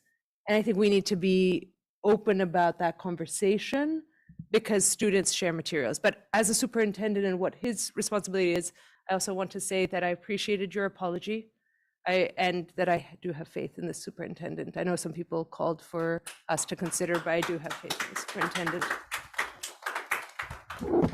Still, I'm very, very worried by the fact that you wondered whether these are propaganda or not. That is very worrying for me, ma'am. Go ahead, sir.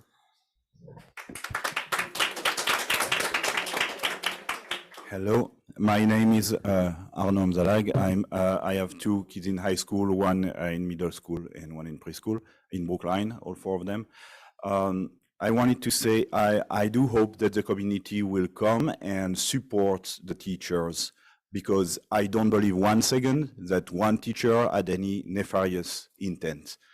So I understand the anger, but I think we can be supportive as well. The second thing, thank you, Natalia, also for pointing out not only your personal experience, but also this very important point that this material actually will be perceived differently by different people. I do not believe that these materials are anti-Semitic. You will have two narratives always. You will have an Israeli narrative, a Palestinian narrative, and it's not, I think, the role of the parents to censor this or that. We heard that people are fearful in the community now. There are people that will also be afraid to share their perspective and their narrative, because it has been called genocidal just right now. So I don't want to be part of that. I prefer that we focus on the children, their education, recognize that there are different narratives. I'm Jewish. I grew up with one narrative, but we know very well it's two different narratives, and people need not be afraid. We should not fall in the other extreme to censor people and yeah. So I hope we can do that. Thank you. Stephen? I propose that we close this topic. I propose that we take two actions going forward. I just want to repeat them. I think we need to provide public transparency on the resources we're providing to teachers, and I propose that we do it at the next school committee meeting next week.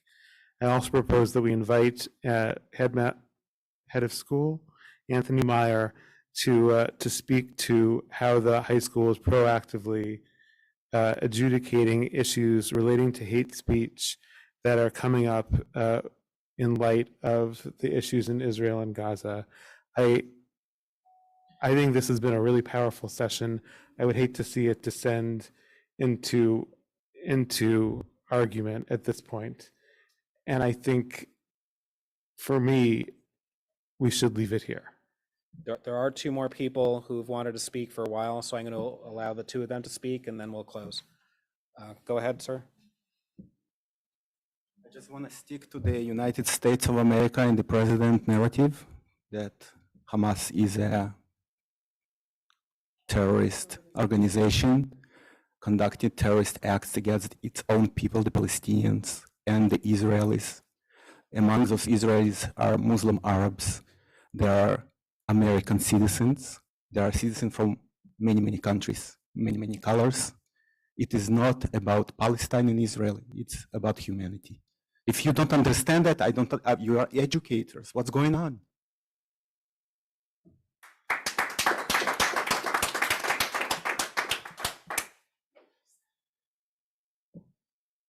Something very, very short, but we're speaking about the future. So please, all of you remember, we have a hostage situation. More than 150 people, babies, kids, girls, young girls that are being raped, boys that are being beaten to death or whatever, I don't know, elderly. There is a hostages situation, and we're going to face it for many days, hopefully just days, weeks, months, I don't know, and they are going, and you are the system that are dealing with the kids that see that and know that. So please remember, it's not only a war, it's not only a terror attack. We have here a situation, an ongoing situation that I don't think there was one country that faced this situation. All right, go ahead, and then we are going to close this. I just feel that we get lost when we start speaking about the conflict and it's very, very hard. But I want to say two things. One, in no other situation of war, we start speaking about the conflict. Like, for example, with Ukraine and Russia, I didn't see people start justifying what Russia is doing because maybe Russia has legitimate concerns. I didn't see after 9/11 anyone justifying the Afghanistani hard feelings. But in this case, innocent people are murdered, and we are talking about justifying why they are murdered or why they are raped. And I think there's some kind of distortion here. And that is maybe what other people here, me included, feel is anti-Semitism. And the other thing I wanted to say, and this is something I really request everyone to take with them, is that education is not about processes and procedures, it's about values. First and foremost, it's about values. Education is about standing up to values, about teaching morality. This is why we send kids to school, because we want to bring them up to a certain normative reality. We want to show them what kind of values, what kind of society we want them to create for their own. I think what we had here, for me, it's a breach of trust on that front. I feel that the values that the superintendent sent to our children and to our teachers are not aligned with the values of the community in Brookline. And that's including values of Palestinian citizens and including values of Jewish people and including values of anyone who cares about human beings in general and their dignity and their right to live in peace and in security, which is something I want to believe that everyone in the school committee is committed to, because that's why you chose this role about education, because you care about values. And this has not happened here because there's a huge gap between what the normative, what are the values and morality that we as a community want to endorse and educate to, and what has been sent to our teachers. And that is something to think of. All right, thank you very much, everyone who came to participate. I am optimistic, and I'm going to say that because I noticed that no matter who spoke, there was often applause. There seemed to be a general consensus around certain core points, and that shows that we are a community that is more than capable of coming together, and in many respects, we already are together, and that's going to be very important as we move forward to take concrete steps so that we don't have a repeat of the mistakes that were made, and furthermore, that we have truly good resources and methodologies in place for our students so that they will be in a good, strong position moving forward. So thank you everyone for coming. We will also have more listening sessions, certainly. This is not the end of the discussion, might be for today, but this will be ongoing. Thank you.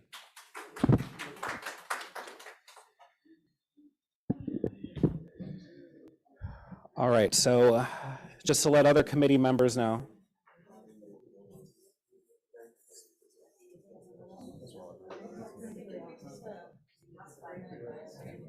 Yes. I did. I went to school with your son, Zach, right? Yes, I remember you.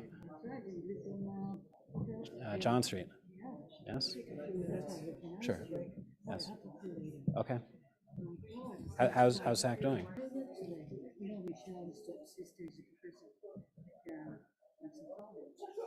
Oh wow, I didn't know that.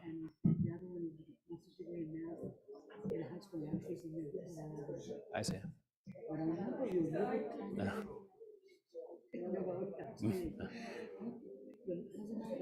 Oh, she's doing great. Yes.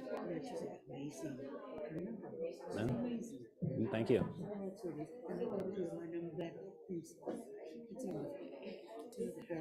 Yes.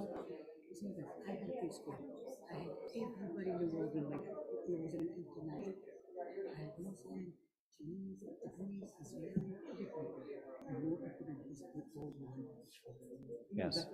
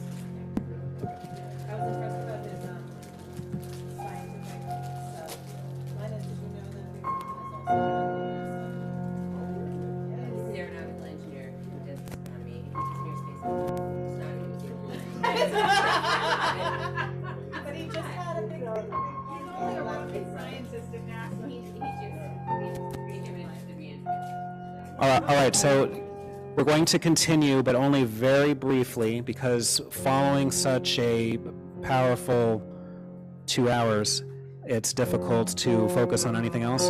We do have a few technical little votes that I think we need to get out of the way, and then we'll call it a night. So I want to go back to the town meeting warrant articles. We heard a presentation from Melissa Goff on Article 10. Do we want to offer a position statement on Article 10? David, can I just ask which things you're cutting out? The presentations and liaison reports. Okay, thank you. Sorry, are Suzanne and Val still there? Yes. They are. Okay. If there's something extra important on liaisons, then fine, but for the most part, we're going to cut that out. All right. I want to offer, can we vote? Was that a question? Yes. So what we're We doing. should offer a recommendation on 10. That's Right. my suggestion. We don't have to go into what the statement will be now, just we're going to make a recommendation on warrant Article 10? Yeah. All right, so it sounds like Mariah moves it, and Natalia seconds. Natalia, your vote? I vote in support of proposal to move it to Pierce, so is that a yes? That's a yes, I guess. I don't know how we, how. Can I ask- Well, let's do the it vote. this way. Can I ask Are we a voting- question, Go ahead. David, though? Melissa verbalized that it would go to Pierce, but nowhere in the documentation does it say it's going to Pierce. Correct. So I just, Maybe we hold it. I guess I just want like there to be a firm, like that our vote is contingent on it being used for the school's project, because she also said that it could be used for the fire station. Why don't you put it in the motion? All right, so when you want to construct a motion?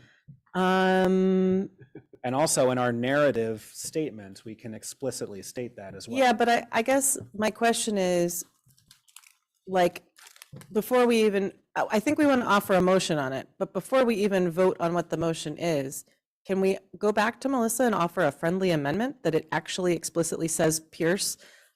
And it's too late for it to appear in the explanation, but it could appear, or somehow get some sort of confirmation in writing that it's absolutely going to Pierce? So I don't think she can do that as a technical matter, amend the warrant I'm article. not, that's after- fine, that's what I'm saying, something in writing, I don't care, but like, We could ask her for that. I mean, I don't, if there was an equivalent of the fire committee, would she go in front of them and say it's going to be used for the fire department? I know she wouldn't, but my point is there's an opportunity for it to be like open to interpretation. Could the school committee actually offer formally an amendment at town meeting? We could, but I don't know that formally because the warrant article is written in such a way that makes me think it's technically structured as opposed to a free-for-all. So I bet we actually can't append a specific project to it. So I think we need to get some more information on it. I would like to sit down with Mariah and Melissa and understand better. So to also keep in mind that when we write a statement, it doesn't necessarily have to be in support or opposition. We can just be making a statement. So why don't we just? But beyond what we say or don't say or write or what we don't write, I actually want it to happen in that way. Right. So I want to ensure that it is a common understanding, even if not written in the binding warrant article, that that is what's happening. Okay. That's what I guess I want to make sure happens. All right, so moved. And Natalia, you second that? Wait, but what are we moving? We're moving that the support is contingent upon a written pledge that the money will be going to Pierce. But I think that the question is, I don't necessarily want us to write that down yet until we talk to Melissa separately to confirm. So we're it. not voting today. I guess that's my point is I'm not sure we should actually, I want to support it. I move we hold it. Okay. All right, so we have more questions, but this means adding a little more to our workshop, just so you know. Okay. And that Helen and Mariah are directed to talk with Melissa. and Yeah, we'll have a quick clarify. answer on Yes. that one. Two of you are going to work that out. Okay. For Article 13, this can be super quick. Andy? Right, there was no need to drag the petitioners in front of us because we are among the petitioners. So in front of you, you should have a copy of a draft statement that is intended to go into combined reports. I'd like to solicit comments on that, and if there aren't any, then this is just what would go in. We do have it? It's on a sheet of paper in front of you. Did you just give it to us? It's been, Okay. yeah. Sorry. Can you put it up on the screen? Okay, I think Betsy's trying to do that now. Or you could just read it if it's short. It is fairly short, 4 or 5 sentences. Should I read it, or would that Well, just distract we you? don't, Val and I don't have a copy, so. On August 3rd, 2023, the school committee voted 9-0-0 to join as co-petitioners in the warrant article to rename the Heath School as the Rollin Hayes School. This was one of 4 school committee meetings this year, during which we learned in detail about the thoughtful process that led to the selection of Rollin Hayes from among many nominees. We're grateful to Dr. Sevelius, the Heath School staff, and the community members who supported our student leaders as they designed and implemented the selection process. Most of all, we thank these student leaders for the work that they have done to advance the public schools of Brookline's core value of respect for human difference. The school committee is pleased to support renaming the Heath School after a man who overcame discrimination to bring joy and beauty to audiences around the world and who honored Brookline with his presence for almost 50 years. I think it's an excellent statement, and I move that we vote to send this statement to the combined reports. Is there a second? Thank you, Stephen. Natalia, your vote. I vote yes, although I was going to say, could we say audiences around the world with his music? He was a musician, right? Something, because I don't know how he brought joy and beauty, just with his music. I like that friendly At the amendment. end, thank you, and I vote yes. All right, so as amended, the with his music part in the last line. Okay, so Natalia votes yes. Yes. Stephen, Mariah, Yes. Andy, Yes. Helen, Yes. Valerie, Yes. Suzanne, Yes. and I also vote yes. All right. So I would like to thank Betsy for sort of pulling together all the documentation about the school committee's sort of engagement with this process. Yes, well, for creating that documentation, Betsy for pulling it together. All right, our next item is discussion and possible vote on scheduling 2023 special town meeting warrant article 17 for public hearing. This is a resolution regarding fluorinated hydrocarbons, otherwise known as PFAS. And the policy subcommittee overlooked this as a potentially relevant warrant article that's relevant to the schools. It clearly is relevant to the schools because it would essentially introduce additional restrictions around use of PFAS throughout the town, including in schools. So I would recommend that we schedule this for public hearing at our meeting on the 19th and have the petitioner present to us and be available to answer questions. Is there a second? Is that our workshop? It is. We're gonna have to put a couple of regular school business on it, but we've done that before, including last year's workshop. Yeah, no, I know there's precedent. We had a brief presentation on the tree warrant article, if you recall that one. So is there a second? Thank you, Stephen. Your vote, Natalia? Yes. Stephen? Yes. Mariah? Mariah says yes. Andy?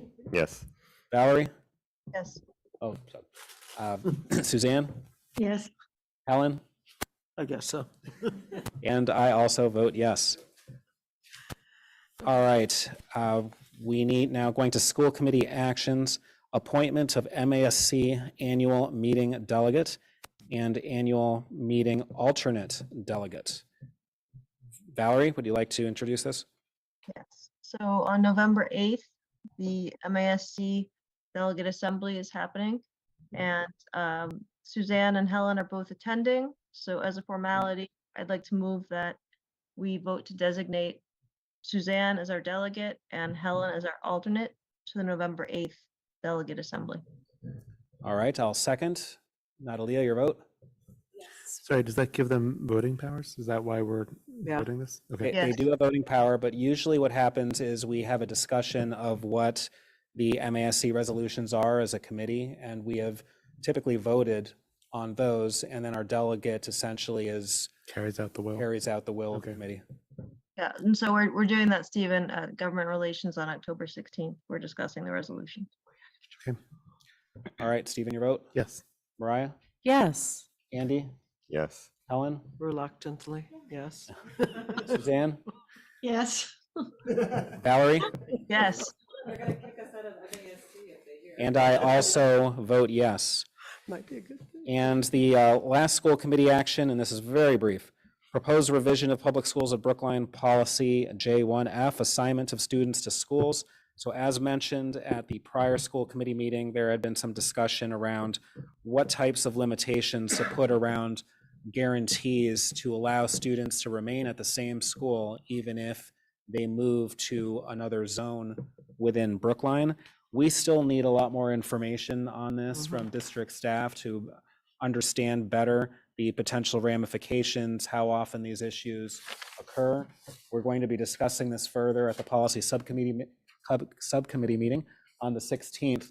But something I would appreciate from hearing from the non-policy subcommittee members is if you could provide just sort of your general thoughts on whether you would like to see students be able to stay at their same school when they move to another zone, and if so, what limitation you would put on that, just so that at the policy subcommittee, we have a better understanding of the will of the full committee when we craft our next draft. So Natalia, your thoughts? Yeah. I mean, my thinking is, yes, obviously there are probably class size limitations, things like that. If you were to have to create some scenarios, I would say if a student has been there for more than a set number of years where they've built community. So if they've only been there for, say, 6 months and then they move, or a year, like I'd be less. So if we think that space might be an issue, like if we need to create some sort of, that would be one, if they have a long relationship with the school. But that would be my preference. I mean, I think I find it, difficult to imagine not. Can I also add completely separately, remember there were some teachers concerned that we didn't have a policy around what happens if a student for behavioral or other issues feel like, and they wanted a policy from the school for like a possible force transfer to another school. I don't even know how to talk about it, like, but is that something that the policy committee can also discuss as part of this policy? I don't think it would be a part of this policy. This is more geographic logistics within Brookline, but certainly that's something we can address at the policy subcommittee level as a whole about what our policy will be around transfers between schools and situations of that nature. Okay, thank you. So, Mariah? I feel pretty strongly that connecting to your community over time is really important. And I find it incredibly compelling to keep students where they are unless the adults who care for them want something else to happen as they have that choice. When adults want the kids to stay and the kids want to stay, I think that there really needs to be that strong consideration for that, almost a compelling case for that. I'm not saying that there shouldn't be some sort of way that we say, well, some sort of release valve or something like that, but I think that essentially the burden of proof needs to be on the district, why the district absolutely has to not accept that kid staying, as opposed to not needing to require any sort of reason. When a child of any age wants to, right now we have a child of any age who leaves their district can be moved. And, you know, that there can be evidence, there's certain components of the evidence of the, you know, the principal or whatever, the teachers who are consulted. And I just think that that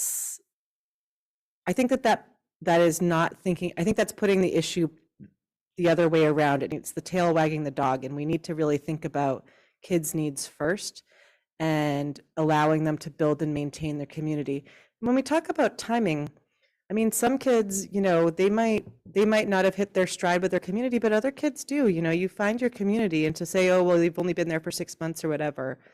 I am not sure I buy that, like, at one child's 6 months, given what we know just about how children grow and develop and bond, that those 6 months are any less valid than a kid who's been there years, right? So I guess I'm just I really want us to err on the side of the kids, and I feel like right now it doesn't. And so I understand that staff feels some concern about this, and that somehow there's going to be some sort of warping or systemic moving, like where someone will move to one school district, establish that they're at that school, and then move somewhere else. I have a hard time imagining that anyone is sort of like playing this wild residency game where they're floating around the town willy-nilly I just don't see that at all. I'm confused. Are you advocating What are you I want kids to be able to stay where they are, right? And so I just don't believe that there's going to be this wild. They need to be connected to their community. So if they move, Their school community, they need to be, and if they want to stay at their school community, right? I'm with you. And so I have a hard time imagining that we're going to have like this mass migration and confusion and overpopulation at certain schools. And so I just, especially when we know that people move to Brookline for reasons of being in a school community, right? And I don't see it. Another thing is that the cases we're hearing about are people who are, for example, because of the way our districts are laid out, they're moving maybe a block away from their prior home, and then they're not being told they have to switch schools. And I just don't understand, and and often they'll still be closer to their original school than they were to their new school. And so again, I don't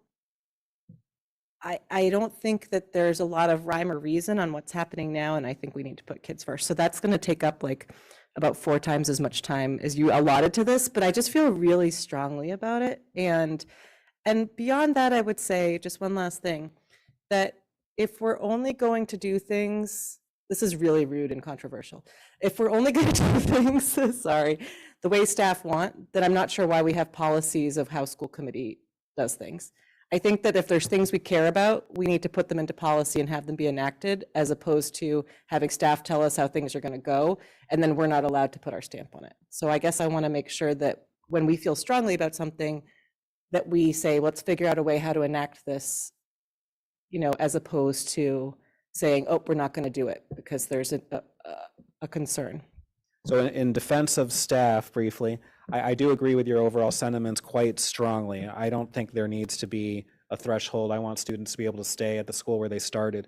I think, though, that staff is looking at this from the perspective of wanting to provide the best for all students, and the concern is what happens if a particular school ends up with 40 kids in a classroom because you have some who have elected to stay at that school who are no longer in that neighborhood.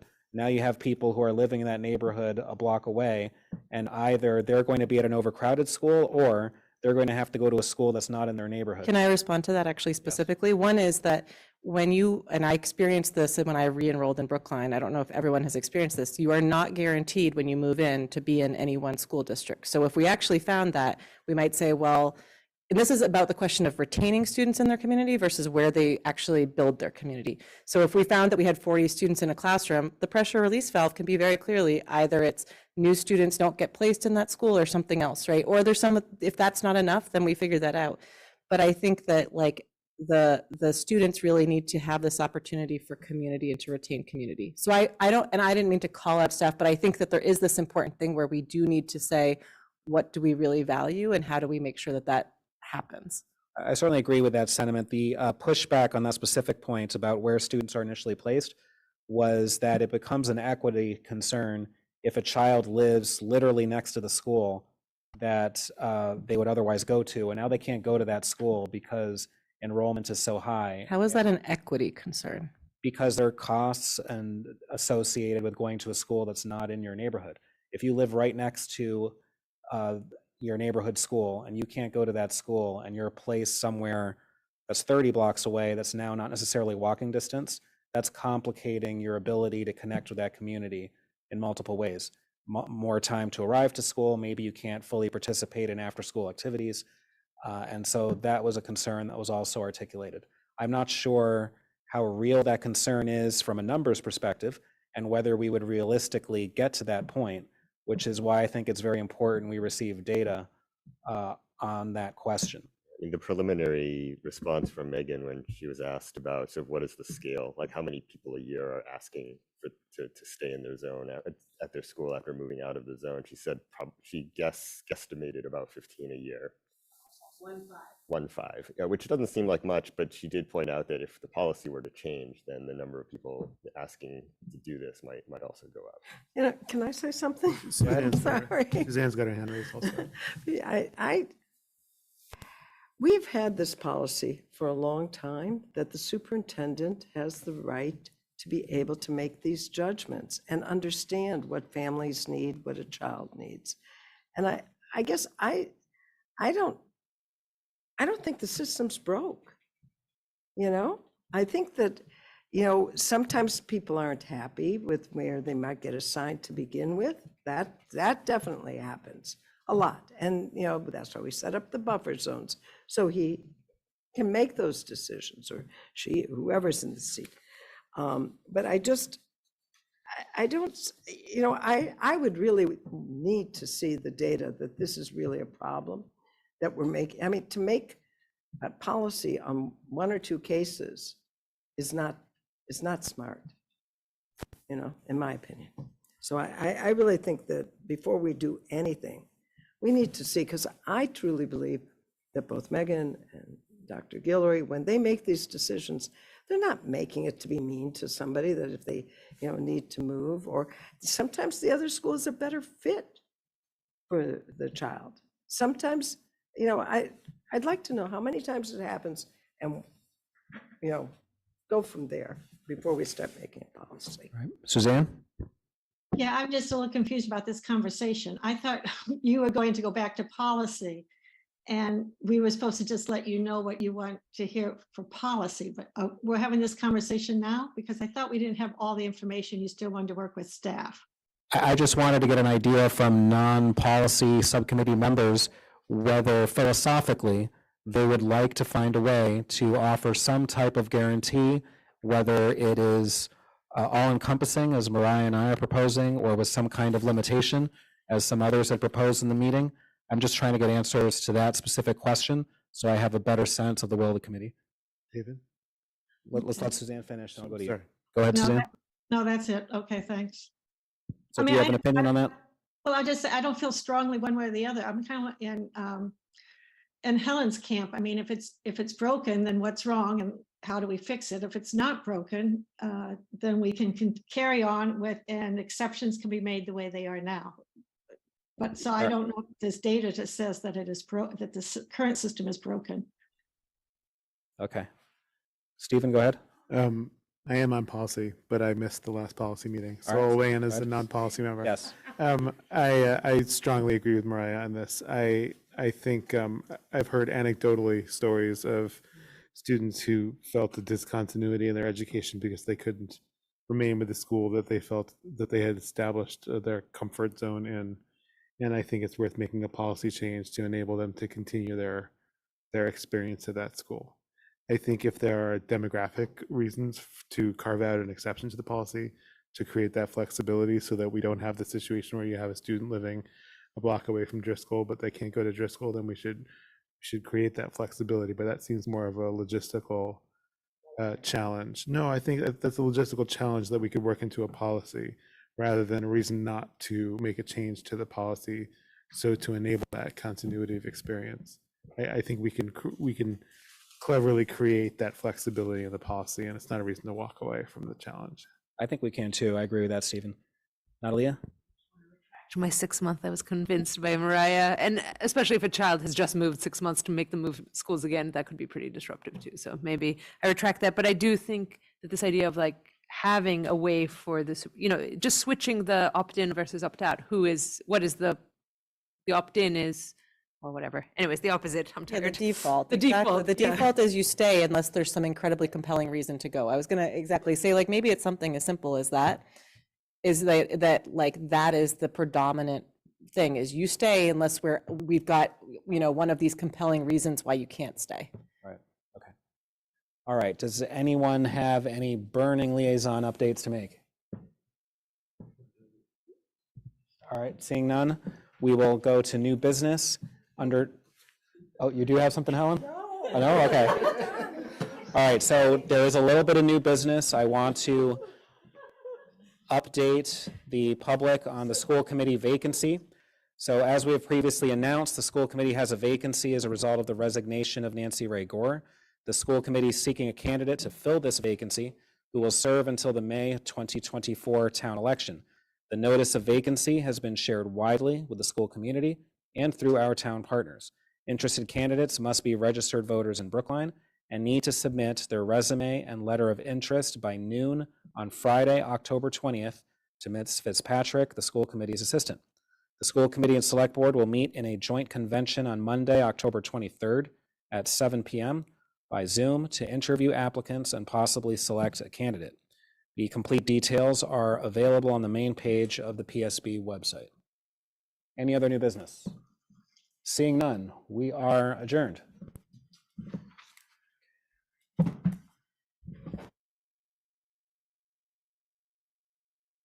Recording stopped.